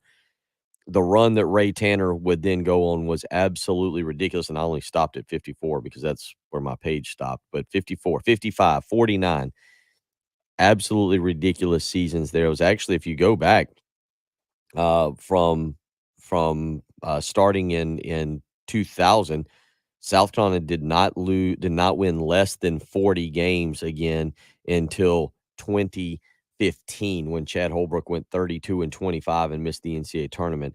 So South Carolina, we know the history's there. We know what the program is about. But now I think the big picture, regardless of what happens today, and to me, really regardless of what happens at the SEC tournament, is, do people feel that this program is trending or has the ability to even trend? They're not trending in the right direction. Let's just call it what it is on that. They're not heading in the right direction. But does it have the ability to turn itself around? I just mentioned that crazy statistic from 2000 to 2015. South Carolina, or the final 2014, South Carolina did not have a season with 40 without a season with 40 wins. They won 40 or more games for 15 straight seasons. Starting in 2015, if you take out the COVID year, 2015, 16, 17, 18, and 19, plus this year, the last 6 years that South Carolina has played a complete season of baseball, just one 40-win season. And that was Chad Holbrook's 2016 46-18 team that would go on to a super regional in 2016. So you go 15 straight years there of winning 40 or more games. And then of the last 7 seasons, the last 7 years, 6 of which were completed, South Carolina has just one season of 40 or more wins. So it tells you that the program has fallen dramatically. Yeah, it really, most of you already knew that, but it tells you the program is falling dramatically from where it was. And you look at the Mark Kingston era, 37-26, 28-28. They were off to a 12-4 start, take it for whatever it's worth in 2020, and then 34-23 last year. And obviously they kind of backed into hosting that regional. We'll see what happens and where the administration thinks that this program is heading under Mark Kingston's watch. I would expect maybe next week or the week after. John Whittle has told us multiple times not to expect a quick decision from the administration or the university. But today, 2 o'clock, out in Hoover, South Carolina, sits at 27-27 on the season, 13-17 in SEC play. And again, we'll kind of see if they're able to bounce back and win and what they're able to do today as they move forward. So a lot to get into there regarding South Carolina baseball and where they're at. Again, it'll be very interesting to see how exactly they move forward with this particular team, this particular program at this point in time. So you can hear that right here on 107.5 The Game today. Will Sanders expected to take them out. We'll talk about it tomorrow. Again, Kip Bulk Night coming up at 8 o'clock tomorrow morning. Regardless of what happens, we'll get his thoughts. If the season comes to a conclusion, you got a feeling a guy who helped create this run, who started it, is going to have some strong opinions. At 6:40 tomorrow morning, Brad Crawford of 24/7 Sports. We'll talk some college football. Thank you to, I believe, an anonymous texter who sent in earlier. No, Steven. I'm sorry, Steven. You sent in a pretty good article. I'm going to read this from the Tennessean about SEC meetings next week in Destin, Florida. Obviously, there's going to be a lot to get into with that as well. So a lot to talk about over the next few days, and we will get you through each and every morning as we head toward Memorial Day weekend. A lot of great information on Jen's Twitter account. Go to @JenJensenMorse. Got up a lot of stuff today. Jen, excellent work.